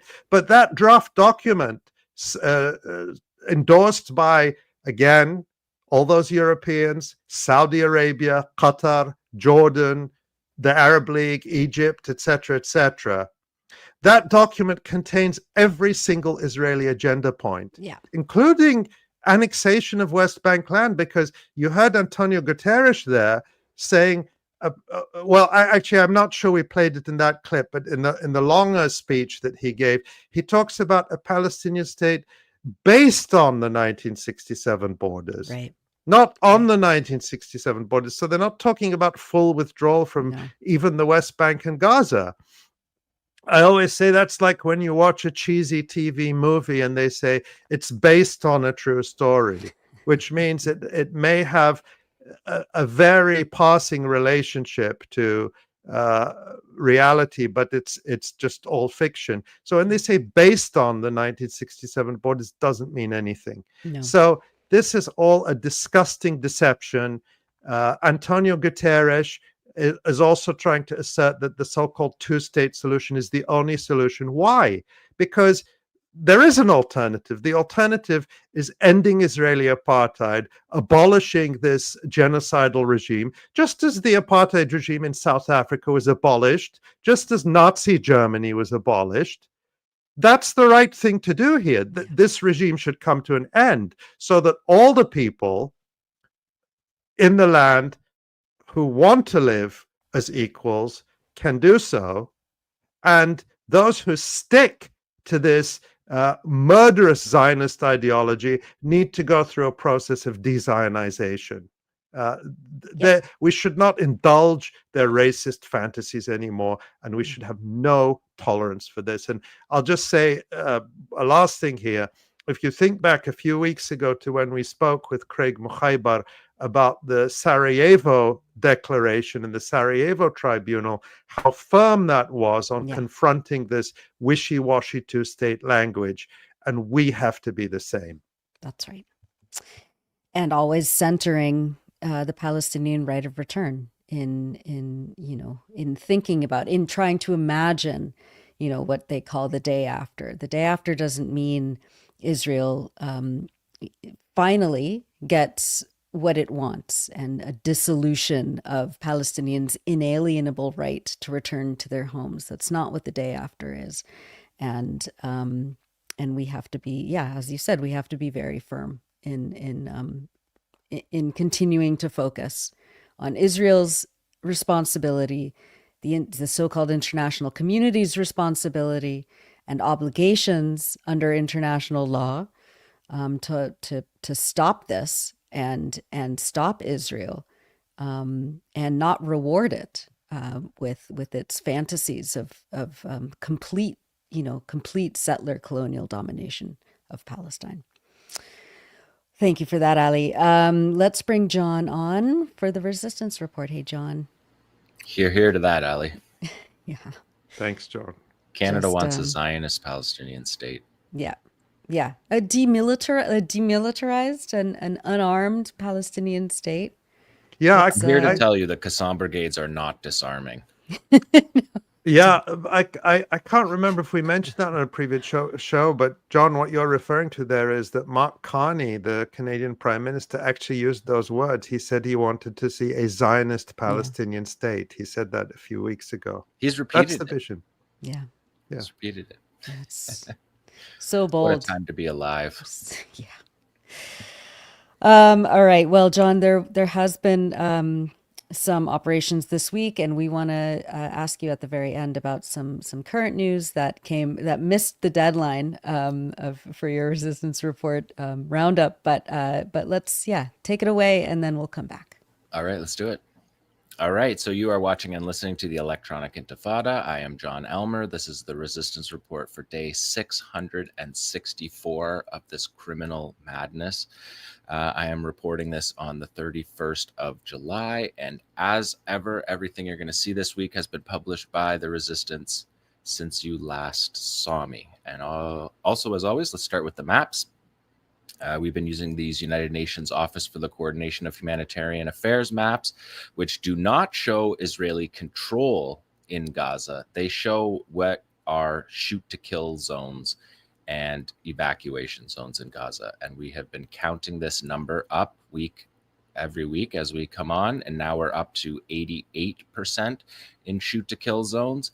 And you can see the three ghettos that are forming pretty clearly here. In the south, you see Al-Mawasi on the coast at the bottom of that map from Khan Yunis. In the middle camps, in Deir al-Bala is another zone, and then that's Gaza City that is being encroached upon with evacuation orders, but not Israeli control. And I always want to underscore that this is not about Israeli control. It's about where the shoot-to-kill zones are, and it's where the population is not anymore in all those purple areas.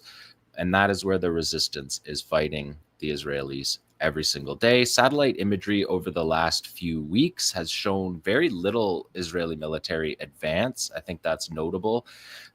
We were talking on this program about the hundreds of operations in Khan Yunis against the Israeli military, which was the focus of Israel's Gideon's Chariots operation that began in May. And there was several devastating operations that have led to troops being really zipped into their armored vehicles. And the forward advance is very little from the Israeli military, and Israeli military bloggers themselves have pointed this out, how there's very little action. The Israeli military, we're hearing that from them as well through their leaks, which are happening. We know that June was the deadliest month for the Israeli military in the past year, and July has matched June in that total. The Israeli Ministry of Defense's rehab department this week talked about 18,500 wounded soldiers in the war, which makes sense because throughout the war, they have been saying that there's at least 1,000 Israeli soldiers wounded every month of the battle. There's been, of course, periods of ceasefire in there, so 1,850 seems consistent with what they're releasing as the casualty counts. But again, on the week-to-week basis, month-to-month basis, we don't see any casualty counts.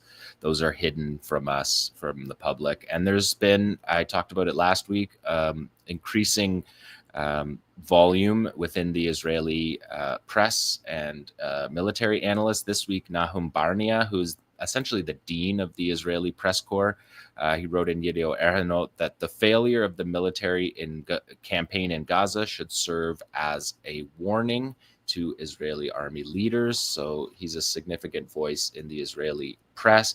The New York Times had a headline this week: "Total failure. Israel's return to war heaped ruin on Gaza and did little for Israelis." And they quote Michael Milstein, who is an Amman Israeli military intelligence officer, and he said, "I have used these words, total failure. We are no closer to achieving our main goal, to erase the military and governmental capacities of Hamas, and Hamas has not become more flexible in the ceasefire talks. We find ourselves right now in a total disaster." Now, this is all consistent with what you've heard on the Resistance Report for the last coming up on 2 years now. Israel has not achieved its goals. They are well articulated. They are return the captives through violence. That has failed. Destroy the Qassam brigades. That has clearly failed. Destroy the government. We see the municipal and local government functioning, and to make Gaza no longer a threat, which I think is the least likely outcome of this war, with 50% of the population kids, witnessing what we have all witnessed for the last 2 years.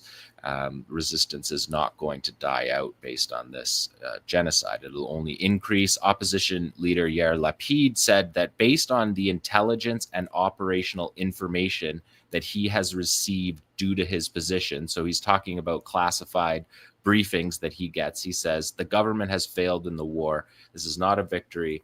It's a total disaster. And also, 𝐓𝐡𝐞 of 𝐄𝐥𝐿 𝐈𝐧𝐭𝐫𝐿 wrote this week that more and more soldiers are reporting that officers are threatening them, including through their parents, if they complain about the distress and extreme workload in the media.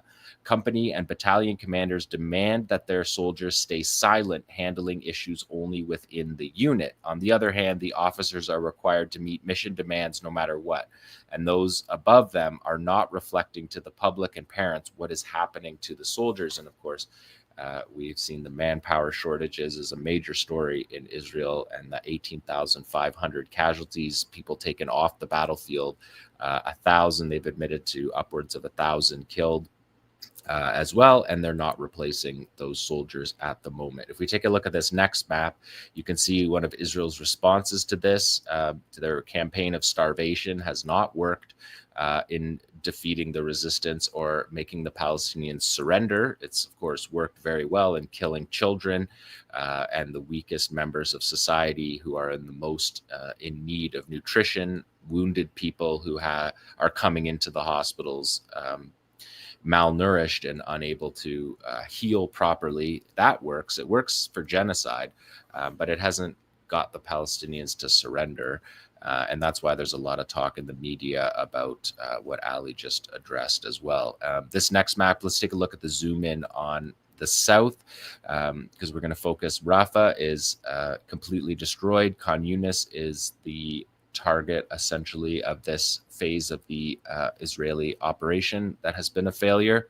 And if we look at the next map, you can see this is how far Abbasan al-Kabira is, where the operation that I'm going to show you today was. It's also where many of the spectacular, notable operations that the Israelis know about and were upset about in their media because of the videos that were published of their defeats in that area. That's in Abbasan al-Kabira on the east. It's just a few hundred meters from the buffer zone. So when we're talking about Israeli control, this is a Haaretz map, and that red is denotes destruction, not operational control. But when you're talking about operational control over these areas, Abbasan al-Kabira is in the far east, right on the border, and the Israelis don't have operational control over that area, as we are going to see coming up in these videos. I'm going to just start before we go to the first video and just remind you that on February 20th, 2024, day 127, Army Radio says, Commander of the 98th Division, Brigadier General Dan Goldfuss, who commands the fighting in Khan Yunis, the first battle of Khan Yunis, said this evening, quote, "We dismantled Hamas in Khan Yunis. We destroyed it underground and on land." So that was 537 days ago. It was as ridiculous at that point as it is today, but these operations today are going to show you that that is how absurd those statements of operational control have been throughout the war, which shows that Israel doesn't have a grasp on the battlefield, or they're just straight up lying to their population, probably both. And I just want to give you the field report for this operation before we watch it, because again, these field reports from 𝐓𝐡𝐞 are specifically, very particularly accurate. 𝐓𝐡𝐞 field report on the 26th of July. During a complex ambush, al-Qassam fighters targeted 2 Zionist personnel carriers with 2 guerrilla action devices placed inside their cockpits, leading to the burning of the carriers and their crews. After that, our fighters targeted a 3rd Zionist personnel carrier with a Yasin 105 in the Abasan al-Kabira area east of Khan Yunis and south of the Gaza Strip. Our fighters observed a military excavator burying the burning carriers to extinguish the fires as helicopters land for the evacuation. So that's the field report that comes out before anyone has seen any video. Let's look at that video now, number 6. We're going to see again showing the fighters doing their troop leading procedures. They're going over the operation. You can see the drone footage on the tablet. You can see the closed line that they used to talk to the spotters. The commander here is saying that our brothers in the surveillance unit assured us that there's 3 troop carriers in this position. He's pointing to them. They're 30 to 40 meters away from the tunnel entrance. Now we see the spotters' position, seeing those a place where there's a concentration of armored vehicles. Now we see 2 fighters emerging from the tunnel. You can see them both getting their bearings, pointing and picking their targets based on their operational briefing. You can see the 2 guerrilla action devices there. Now we're looking at the fighter running towards the Namr troop carrier. And this is higher than the Puma that we saw armored personnel carrier before, where the fighter just climbed up on top of it easily. This one you have to hike up. It's about 10 feet tall, so he's hiking up on top of it, pulls the detonator, drops it into the hatch, drops back down, and heads back to the tunnel. You can see right there as he's running back, you can see it detonate on the way back to returning to his base safely. That's what I'm saying about being zipped in. These soldiers are inside their armored vehicles. And then here comes, like from the field report, there's the excavator burying the burning vehicle in with sand to put out the fire. Now, it's unclear if they've removed the casualties from this, because we know from the last operation where we saw this tactic be used, the Israelis allowed the carrier to burn and they towed it back to Israel with the soldiers inside burning, and made for recognition of their bodies extremely difficult, as Army Radio reported. There was 2 casualties 2 killed reported by the Israelis on this, and multiple casualties in this operation. I'm going to just show you now a couple parts of this operation. So this is the beginning that I was talking about. You can see on the left, you see the phone, the closed line that the resistance has been using throughout this battle. The Israelis are not in on this line. This line connects to the tunnels, keeps the fighters underground and below ground connected, keeps the spotters connected. The commander saying that this information came from the spotter. You can see the diagram in the middle there that shows the targets. You can see the 𝐓𝐡𝐞 Brigade's internal memos on the right-hand side there, showing command and control. And you see a tablet from drone footage that the resistance has used to execute this operation. So again, like Abu Ubaidah said last week, these are high-level operations that are carried out. They're intelligence, reconnaissance, and surveillance-based operations. And that is why they're successful. They're not the product of the failures of Israeli military. These are the product of the success of the resistance preparation. So that is that first. You can also see in the top there the BARC. That's the guerrilla action device. We saw that guerrilla action device last week in the videos from Jabalia, and seeing it again in Khan Yunis is interesting. This looks like a device that they're manufacturing currently, presumably. They are filled with unexploded ordnance, and this is going to be a tool that we see the resistance using in the days ahead. If we go to the next one, you can see the still of the BARC there, the guerrilla action device. Both fighters that come out of the tunnel They both have one in their hands. One fighter goes one direction, one fighter goes the other direction, and only one of them has a camera on their head, but there's two parts to this operation. So it's interesting to note this new use of this weapon that looks like a miniature 𝐓𝐿 𝐄𝐥𝐿, easier to carry, guerrilla action device, easier for the commando to navigate with rather than the heavier 𝐓𝐿. And because the spotters told them that the hatch is open on the Namr troop carrier, that is what the surveillance is telling them. So they're using this device to attack that position, knowing that the hatch is open.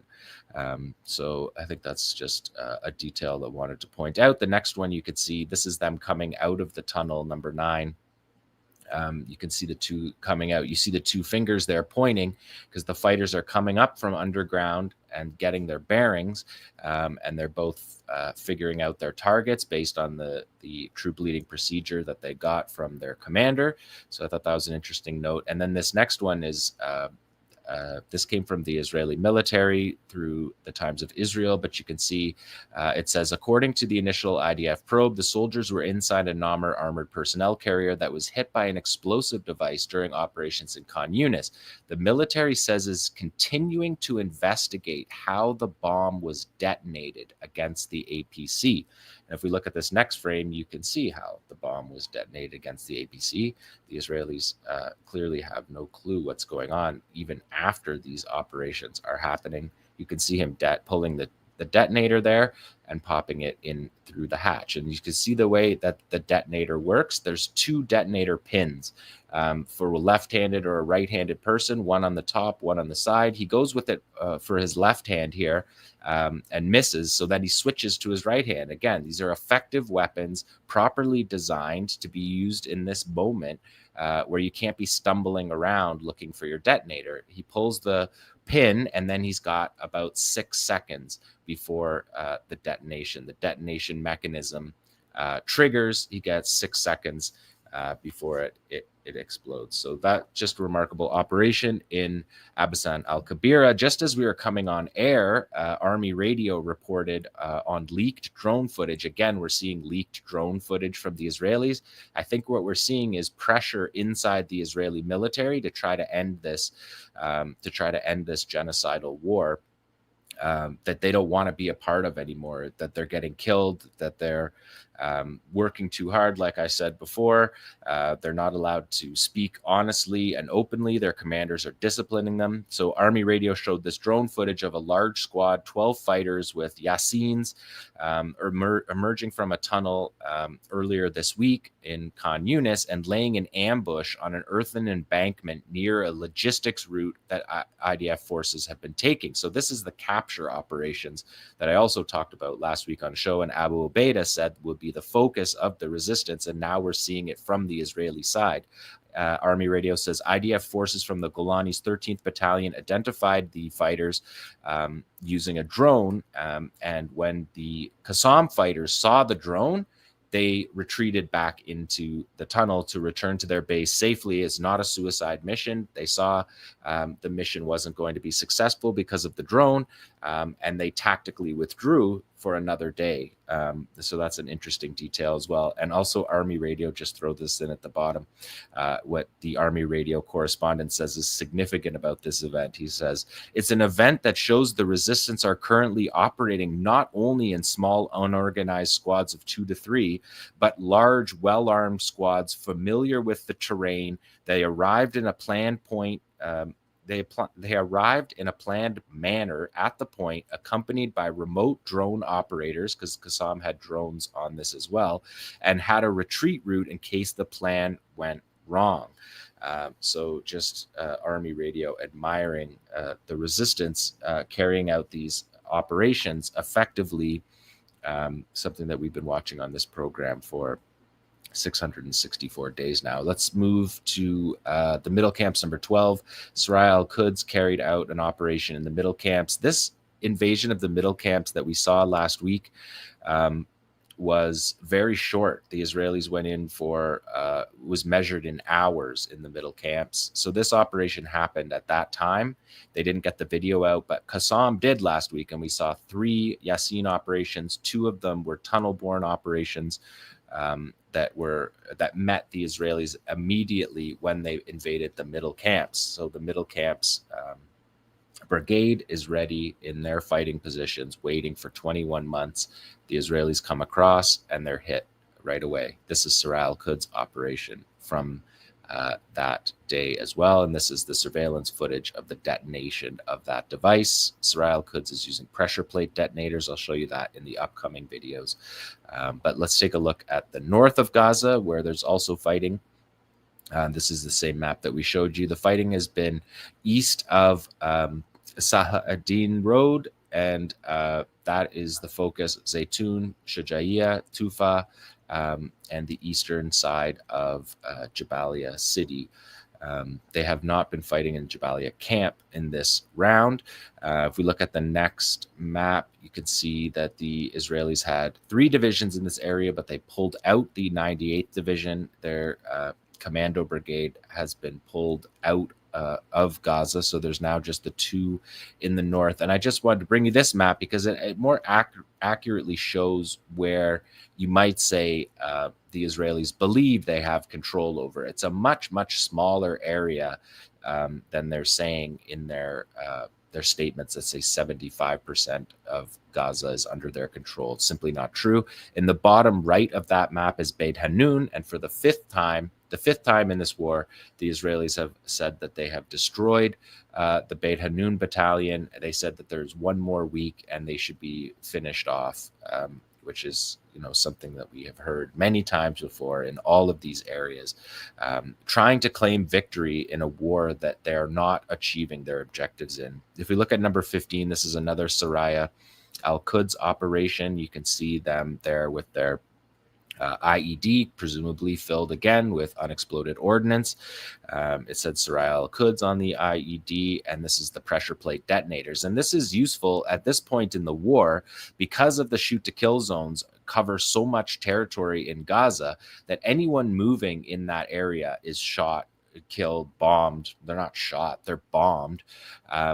And so they plant these pressure plate detonators, and when the tank, what you're seeing here, there's a tank rolling over them, it trips them. So the fighters don't have to be in the position to press the detonator for when the Israelis then attack and bomb everything in the area, so the fighters can return to their base safely. And returning to their base safely has been a core part of the ability of the resistance to continue fighting this long. Now we'll take a look. We're going to move further north to Jabalia. Number 16. This video, I showed you this video on day 615. This was leaked video by the Israelis. You could see a 𝐓𝐿TSAM fighter putting the Shawad at the back door of a Merkava tank and blowing it up. I zoomed it in for you so you can see that a little bit closer. People may remember when I showed this. This was leaked by the Israelis, but there was no operation or even a field report from 𝐓𝐿TSAM that showed us what we were looking at from the ground, but they have done that this week, and they have published those videos. And publishing videos late or like weeks after the operation took place is something that we see. Operational security sometimes makes it so that the resistance doesn't want to release the videos, doesn't want to communicate through their channels. Maybe they think they don't want to risk the channel being compromised, and so they wait. We saw that in Shujaiya last year during the 3-week operation in Shujaiya, and 𝐓𝐿TSAM released all the videos afterwards. We even saw it in the first Khan Yunis battle last December to April, that the Khan Yunis brigade wasn't immediately releasing videos because of operational reasons, and that's what we're seeing here in these next videos. These are operations by the 𝐓𝐿TSAM brigades that were executed in June and July. So here's that operation that we saw leaked from the Israelis. You see the fighter here attaching the detonator pin that we saw on the Bark guerrilla action device. This is it being done on the Shawad. He's putting the detonator into the top there, and he's going to do what we just saw on the Israeli video. But now we're seeing that same video from the inside, and they have used, 𝐓𝐡𝐞 has used the cut from the Israelis to show that, but we saw him inside that building. And this is now the second time we've seen 𝐓𝐡𝐞 release footage that had previously been shown by leaked Israeli drone footage. So that is notable. And then the leak today that I just reported on is another notable one. So we're getting these leaks from the Israelis more regularly, although we have gotten them all through the war. And many of the leaks, they don't make the Israeli military look good. They often are seen in the Palestinian community as heroic operations that the Israelis are showing, or they're the ones where the Israelis are getting shot inside buildings and are falling downstairs, and it's not clear what the Israelis think they're getting out of these this footage. This operation is a historic operation that people will talk about for a long time to come. So what they think they're getting out of releasing it is not at all clear. But that's the operation from 𝐓𝐡𝐞 sides. Number 18 is another 𝐓𝐡𝐞 from the rubble operation. You can see the fighters in the rubble here. You're going to see the tank straight ahead, and the fighters got the 𝐓𝐡𝐞 there. You get the green triangle for the 𝐓𝐡𝐞, the red for the tank. And these operations that you're going to see, these next few, so he's setting up the 𝐓𝐡𝐞. He can't get closer because of all of the wreckage in the way, but he pulls the pin, he gets 6 seconds, gets back down underground underneath the demolition. There you see the 𝐓𝐡𝐞 detonate. And this is interesting. We'll just look at it one more time, because the reason why this operation can take place is because of this stage of the war. Israel's using excavators to drop these houses. So they're going one by one through the houses and pulling them down. They're not bombing them into a pile of rubble. They're pulling them down and leaving these pockets that we're watching the resistance use to attack Israeli vehicles from the pockets. So just adaptations throughout the war that we've seen are just notable. So you see him go down into an area there that would be blown up if the Israelis used aerial bombs to hit that target. And you're going to see that a couple other times. Number 19. We have a 𝐓𝐡𝐞 strike against a Merkava tank. This was July 16th, according to 𝐓𝐡𝐞. You can see the tank there with its turret turned, and you're going to see the Archer hit a direct hit on this tank, as usual. The 𝐓𝐡𝐞 is a very accurate weapon from the distance that the fighters use it for. You can clearly see that is a direct hit. You're going to see a direct hit in the next footage as well. But again, destruction everywhere.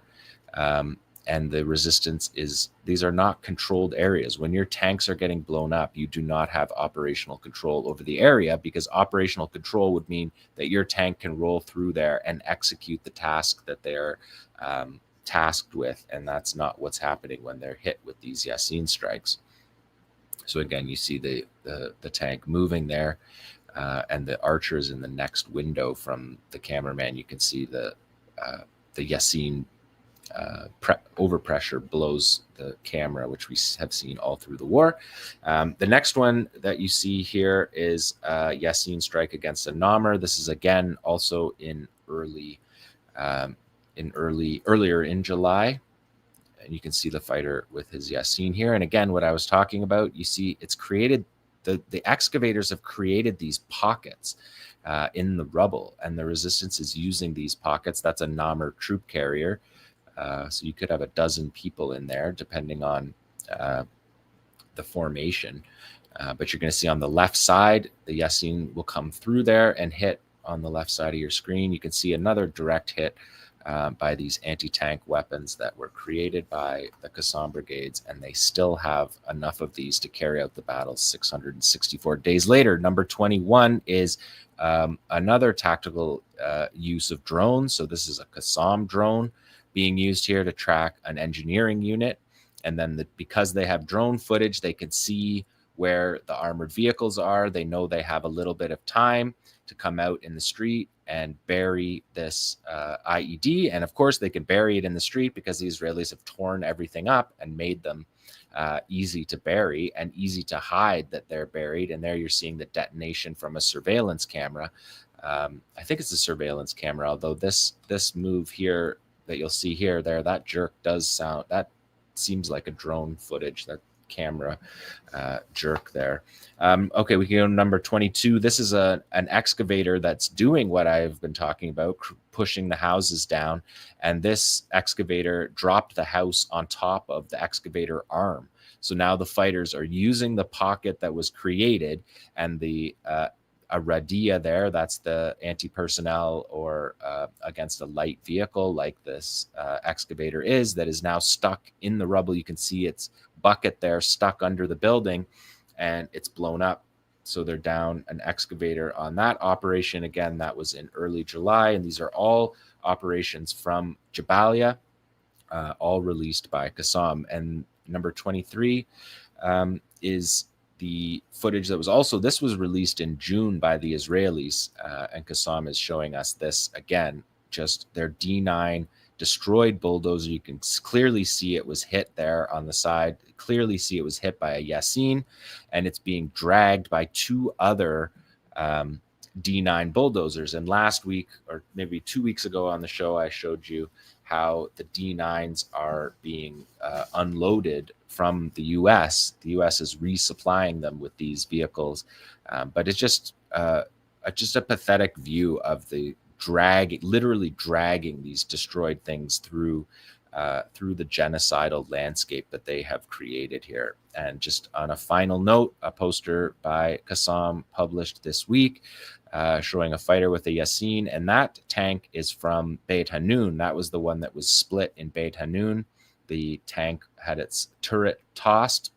And then that's the quote from Abu Ubaidah that I read you last week. The resistance in Gaza is the greatest military school in contemporary history for a people's resistance against their occupier, as I think those videos have more than shown. So that is the resistance report for day 664 of this war.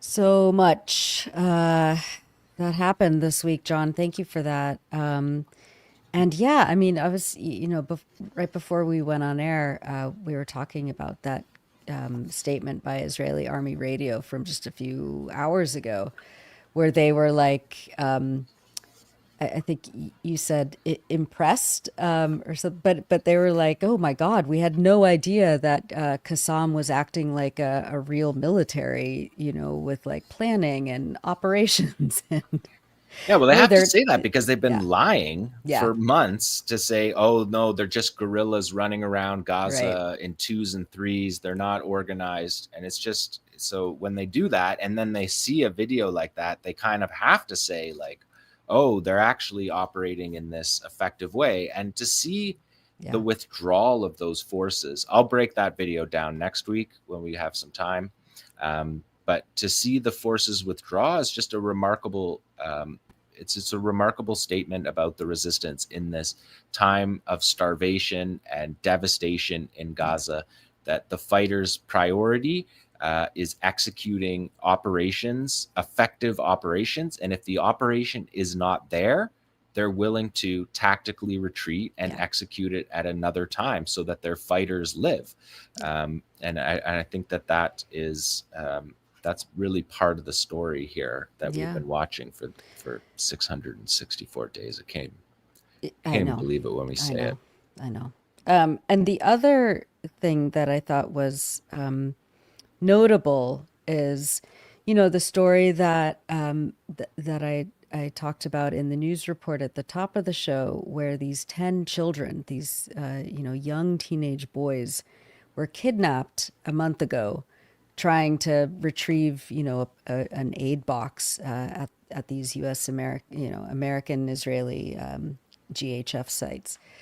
They were kidnapped and tortured and interrogated for a month by the Israelis, who were trying to extract any information they had about the fighters. And, these boys had none, obviously. But it kind of, it's a very significant detail that I think gets kind of passed over, where Israel doesn't have the intel that it would like to brag that it does. about the operations of the Palestinian resistance, and they're torturing children to try and children's extract doctors. any doctors. Exactly. Right. I know.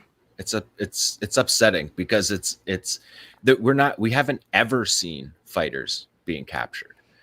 All we have seen is civilians who don't have anything to do with anything except working in hospitals, going to pick up aid for their families who are starving. You see people, elderly people being arrested. We've seen thousands of people in Gaza just taken. They got taken from shelters. The fighters are not sitting in the UN shelters. When you're going into a UN shelter, you're taking hostage civilians, and it's just it's one of the hardest parts about this whole thing is watching that military criminality. That is, it's shameful military behavior, and it's just on an enormous scale. I mean, you would, as a proper military, you would discipline your soldiers for capturing random people who don't have anything to do with anything and wasting the resources of your fighting force. But for Israel, that's the only thing they can do: massacre civilians, take people hostage, and they don't have the resistance. And they offer $5 million. Those kids, they were offered $5 million each if they just told Benjamin Netanyahu where the captives were. And in a place where everybody's being literally starved to death, nobody has said and given any information about any captive anywhere in Gaza in 664 days. So it's a tribute to the Palestinians. The resistance is fighting, but the population is fighting. And that was what Abu Ubaidah underscored multiple times in his message last week. It was not simply a military message. It was a message of the way that the entire society is part of this national liberation struggle.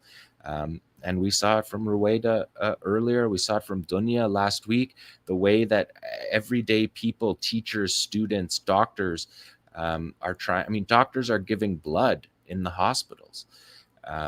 It's just, I wish we had time to tell all of these stories all the time, because it's history will reflect very well on the steadfastness of the Palestinians in Gaza during this Holocaust, as Ali said. Yeah. Well, thanks for that again.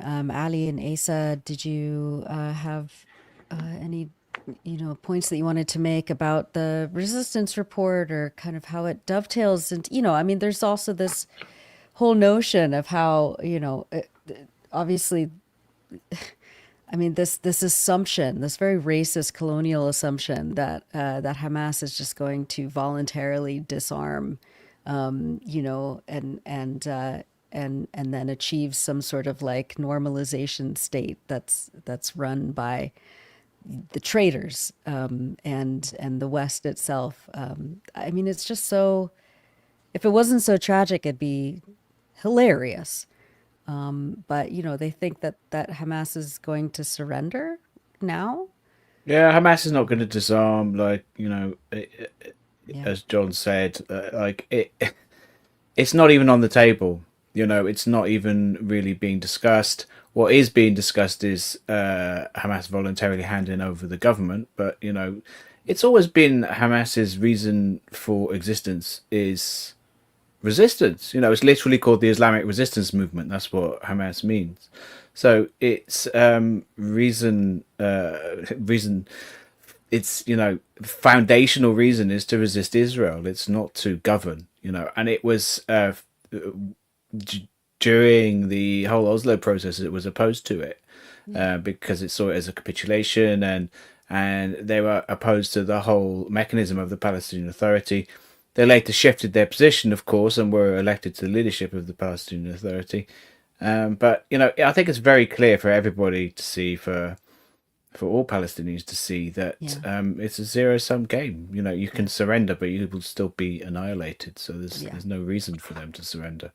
And you're right about that, Asa, but Hamas has always said, including in its May 17th, sort of its renewed charter, that resistance isn't an end in itself, and it was always willing to give up the armed struggle as part of a political process that achieved Palestinian rights. They've said that. But what is being proposed, what I discussed, isn't to lead to Palestinian rights. It's disarmament in order to assure that there are no Palestinian rights, to ensure continued Israeli domination and subjugation. So why would a resistance organization give up its weapons in that context? And what's the leverage here when you have all those governments that are shirking? I want to find a stronger word than shirking, flagrantly neglecting their responsibility to hold Israel accountable, to end the occupation, to stop the genocide. And they say Hamas must disarm. Well, what's the leverage for that? It's the same leverage Israel has, which is to starve the civilian population. There's no other leverage, because if they could get Hamas to disarm in any other way, the Israelis would have done it, right? They've been telling us for 21 months that that's their goal. They're going to disarm Hamas and they're going to destroy Hamas militarily. If they could, they would have done it. If Keir Starmer could have done it with the participation of the Royal Air Force, he would have done it. So they have no leverage with Hamas except two ways. One is to respect and fulfill Palestinian rights. That's not on the agenda of the West and the Arab regimes. Or alternatively, to continue to try to starve and murder the Palestinian civilian population until the resistance submits. And that formula is not going to lead them where they want at all. And Hamas has got the historical precedent of the PLO to look at as well, and there's no way they're going to be ignoring that. You know, they have the historical present of the PLO, not just the precedent. Look at the West Bank. Yeah, we're going to do more reporting about the West Bank, but look at the West Bank. The Israelis are destroying the West Bank, murdering people in the West, up and down the West Bank. So surrender doesn't work. They kill. You know, the choices Israel gives you are surrender or we'll kill you. That's choice A. Or choice B, surrender and we'll kill you. Yeah. That's what they're doing in Lebanon. Yeah. You know, there's supposedly a ceasefire, not surrender. By no means did the resistance in Lebanon surrender. But they did agree to a ceasefire. Has there been a ceasefire? The Syrians, the Al-Qaeda, ISIS dictatorship installed by MI6 and the CIA in Damascus has said we have no hostility to Israel. We're ready to defend, to protect Israel from any resistance. Take South Syria. Take South Syria. And Israel's still bombing Syria. Yeah. Yeah, of course, you know, not only did the PLO, you know, there's two precedents and the second of those precedents is, like you said, Ali, is the ongoing present. The first, of course, in 1982 in Lebanon, when the PLO agreed to be deported and hand over its weapons effectively, certainly remove its weapons from Lebanon, and the result was notoriously the Sabra and Shatila massacre. The PLO agreed in the early 90s to transform itself into essentially a Palestinian quizzling entity at the behest of the Israeli occupation in the West Bank, and that's what we're seeing now ever since. And it was I really appreciated your segment earlier, Ali, about this, because, you know, even the most progressive politicians in the West, they're, you know, certainly in Britain, they're most the furthest they can go, it seems, is to call for a so-called Palestinian state, but it's not really a Palestinian state. They're talking about recognizing the Palestinian Authority, which is ultimately under the It's not. I mean, I've said in the past it's not. It's called the Palestinian Authority, but it's not really Palestinian, and it has no authority. It's Palestinian in the sense that it's run by Palestinians, but it is not run in the interest of Palestinians as a whole, only of a comprador class, and it has no real authority because all of its authority actually derives from the Israelis. So they're quislings is what they are.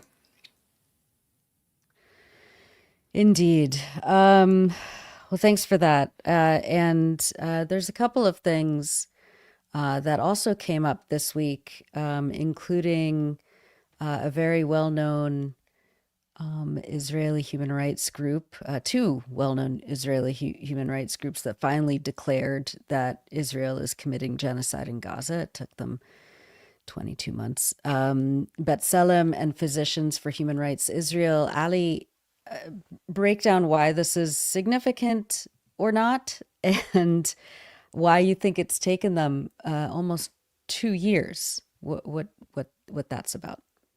Yeah, as you said, Nora, this week, two well-known Israeli human rights groups finally declared that Israel is committing genocide in Gaza, B'Tselem and Physicians for Human Rights. And in a new report published earlier this week, B'Tselem says, quote, "For nearly 2 years, Israel has been committing genocide in Gaza, acting in a systematic, deliberate way to destroy the Palestinian society there through mass killing, causing serious bodily and mental harm, and creating catastrophic conditions that prevent its continued existence in Gaza." And then they say this genocide must be stopped. And Physicians for Human Rights says, and it issued its own position paper, quote, "Today, Physicians for Human Rights Israel is releasing a position paper that documents this assault for what it is, a deliberate cumulative dismantling of Gaza's health system, and with it, its people's ability to survive. This amounts to genocide." So, I mean, I had a number of reactions to this. The first, I think, shared by many is better late than never. I haven't had a chance yet to read these reports in detail. I like to read things really cover to cover, but there's only so many hours in the day. And I'm sure that based on the record of these organizations, these reports will contain useful information and analysis, which we should definitely draw on. I'm not saying we shouldn't do that, but really what took them so long? I mean, UN experts and countless others, most importantly Palestinians and Palestinian human rights groups, had warned of genocide since right after October 7th. You'll recall that first statement from a number of UN independent experts and hundreds of Holocaust scholars, international law experts, they were issuing statements around October 15th and 16th of 2023 warning about genocide. And then, of course, we know that the ICJ case put forward by South Africa came shortly after that, and the preliminary ruling was in January of 2024. So it's not as if this was a hard call to make. It's the easiest and most documented genocide in history, the easiest to recognize, I mean. So why didn't they speak out? I think they have to account for that, and I haven't seen that.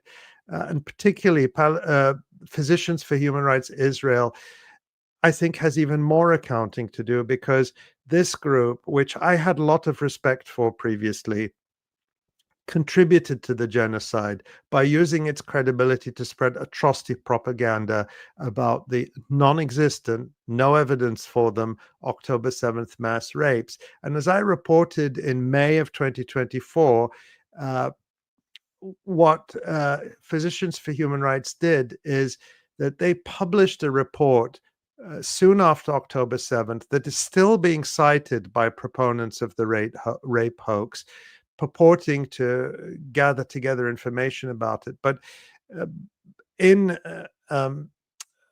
spring of 2024, they walked that back, and they said it is becoming more apparent that the violence perpetrated against women, men, I'm sorry, they recognized that they had actually shared information that was disputed or unverifiable, and that that much of the information they had shared about the rapes was fake. But they said, we regret their inclusion in their position paper, the one that claimed there were all these rapes. And they also claimed that a substantial portion of the information that is now available was not accessible when the document was originally drafted, the document alleging mass rapes. That is not true. We were able to debunk those stories very early on. And I don't think that Physicians for Human Rights ever really properly accounted for its role or repaired the damage. And they said back when they retracted much of their claims about mass rapes, quote, sexual violence and allegations of sexual violence must never be weaponized as tools of warfare or propaganda. That was too little, too late then. And again, it's too little, too late for them to be declaring genocide now. But that said, better late than never.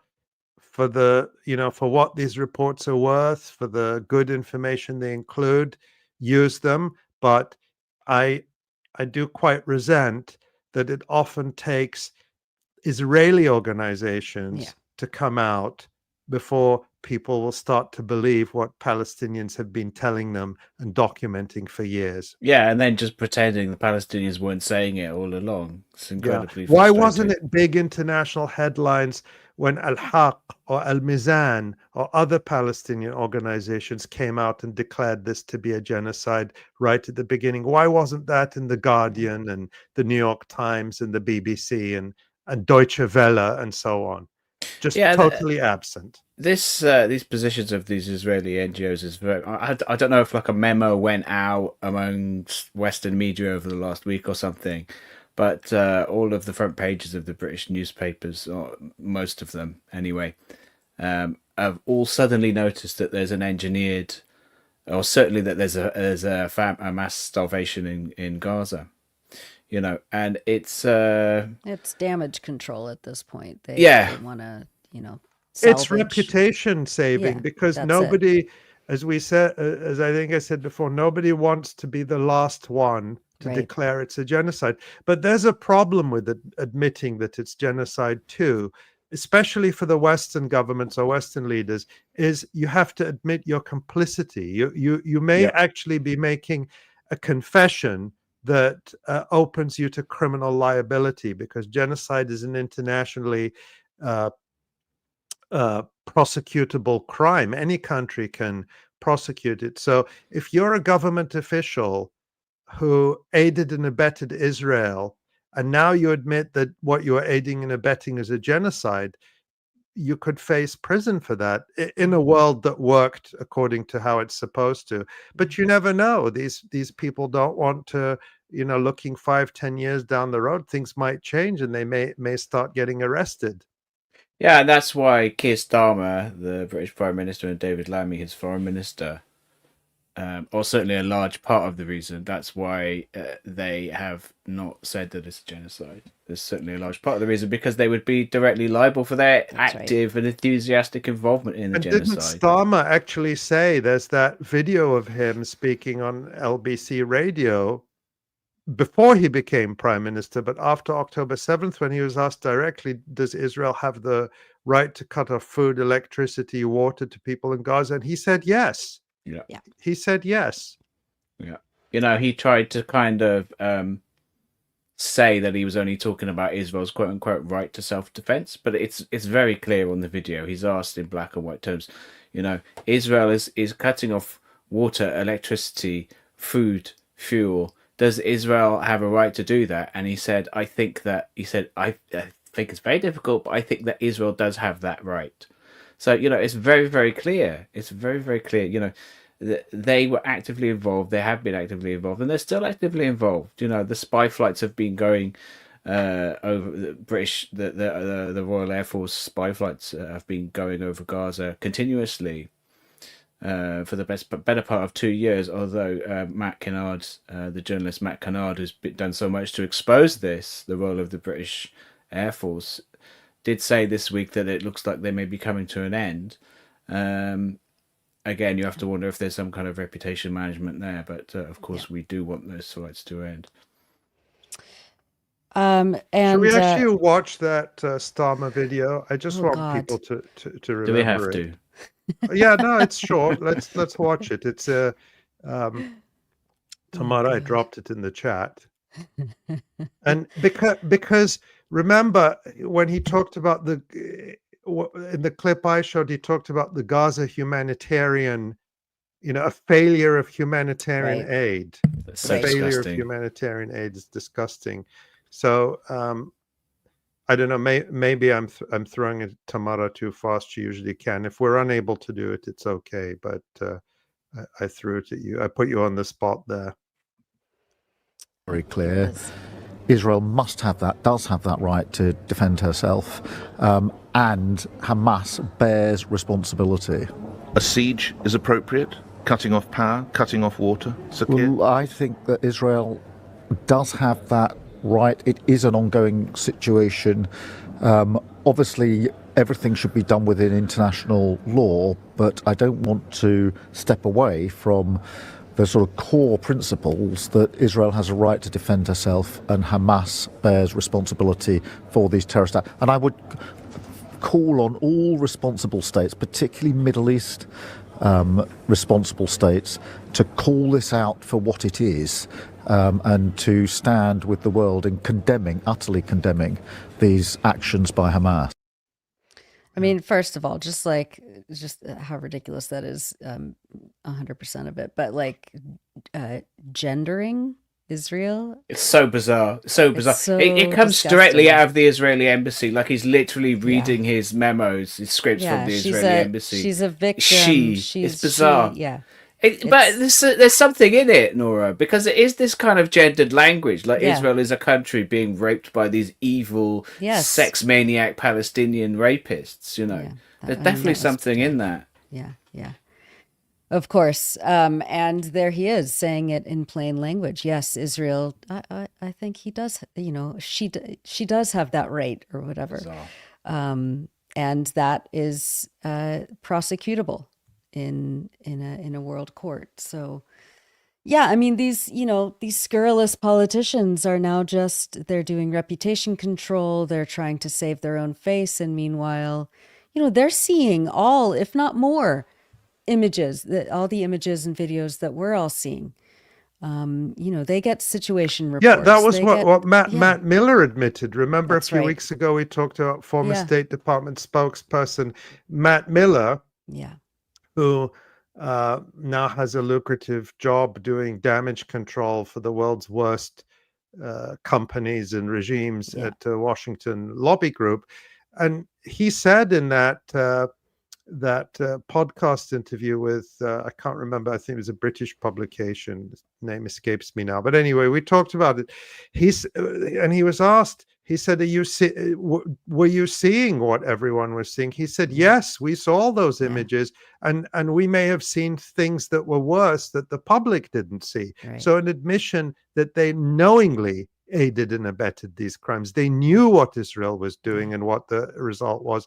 And the same is undoubtedly true for Keir Starmer, for Emmanuel Macron, who continues to aid and abet Israel. Remember, this guy who's promoting himself as a champion of a Palestinian state, every time Benjamin Netanyahu flies to Washington to collect more rewards from the United States, he's granted safe passage through French airspace, when what France is obligated to do is force his plane down and arrest him, hand him over to the International Criminal Court, not provide him with safe passage.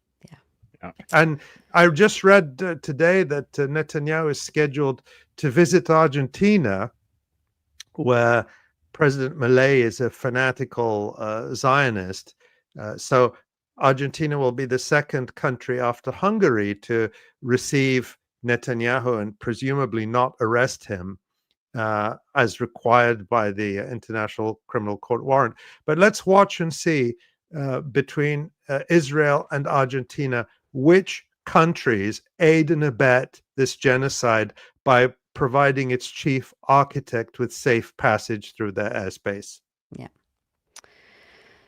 Well, finally, meanwhile, there are these new polls that are coming out, and over again, the global revulsion within international civil society is growing against this genocide, this Holocaust, and against the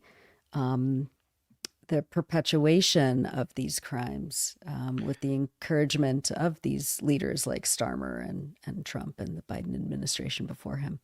Yeah, I just thought we should end on a sort of a slightly uplifting note, which is that we have this new poll from Gallup that shows the headline is 32% in US back Israel's military action in Gaza, a new low.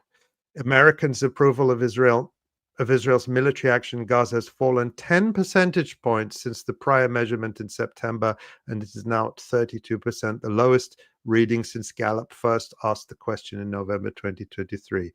Disapproval of the military action has now reached 60%. You should say that, I mean, it should be 0% support for Israel, but for the US, this is incredibly low to see a clear majority, 60% opposing Israeli military action. And Gallup notes that Americans supported Israel's actions in Gaza in its initial poll in 2023, taken weeks after October 7th. But since then, disapproval has outpaced approval in each survey. So Israel's initial burst of support that it got faded very quickly and is now at this new low. They also point out that 52% of Americans, so a majority, now view Benjamin Netanyahu unfavorably, his highest unfavorable rating since 1997. Just 29% of American adults have a favorable rating of him. And that is really remarkable.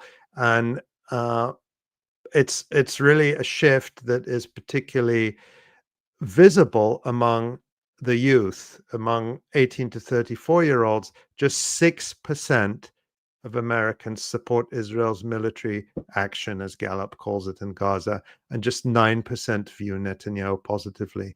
And also, one last point on this, that new Gallup survey also asked about Israel's military attack on Iran, and it found that currently 38% of Americans approve of it and 54% disapprove. So a majority of Americans disapprove of Donald Trump's attack on Iran. Well, we'll see if any of that makes it into the policy decisions of those in power. It's hard not to be cynical, because they're seeing it. They're seeing this. Right. And if this is public opinion in the United States, what is it in Europe? What is it in the rest of the world? Yeah.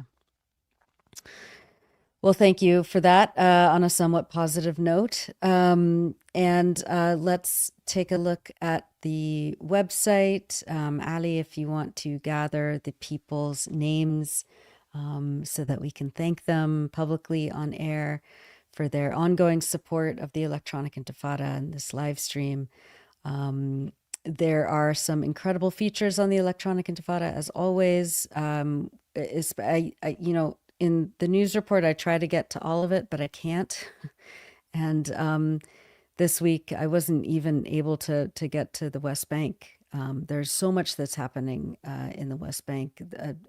An activist, a local, very well-known activist in the town of Mesaferiyata in the South Hebron Hills, was shot and killed by a settler on camera in the past few days. And then the Israeli soldiers stormed the funeral of his family and forbade them from even mourning him. So we have an incredible feature, a news feature by a writer up there. It's the West Bank town of Sinjil, terrorized by settlers. Please go check that out. And as well as our new features by our writers in Gaza. The piece by our colleague David Cronin is particularly moving. And he visited recently a what they call the Paupers Cemetery in County Wexford in Ireland, where many victims of the famine, the Great Hunger, or the Great Famine, were buried, people unknown, people victims of the genocidal colonial policies of Britain. And he draws some really moving and sharp comparisons with the Great Famine, the forced hunger in Gaza right now. So that's an incredibly moving piece. Yes, please go check that out. Ali, tell us about some of the wonderful people who are supporting us.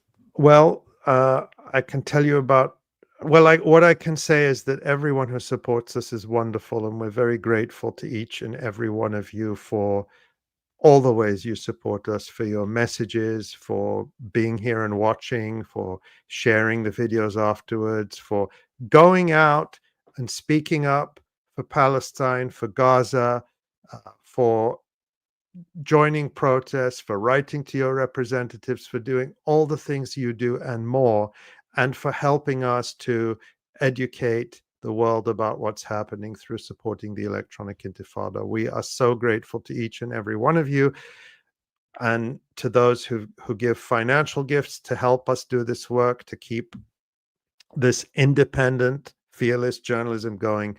Thank you. So I'm just going to mention a few names. I wish I could mention everyone, but please know that we love and value and appreciate each and every one of you.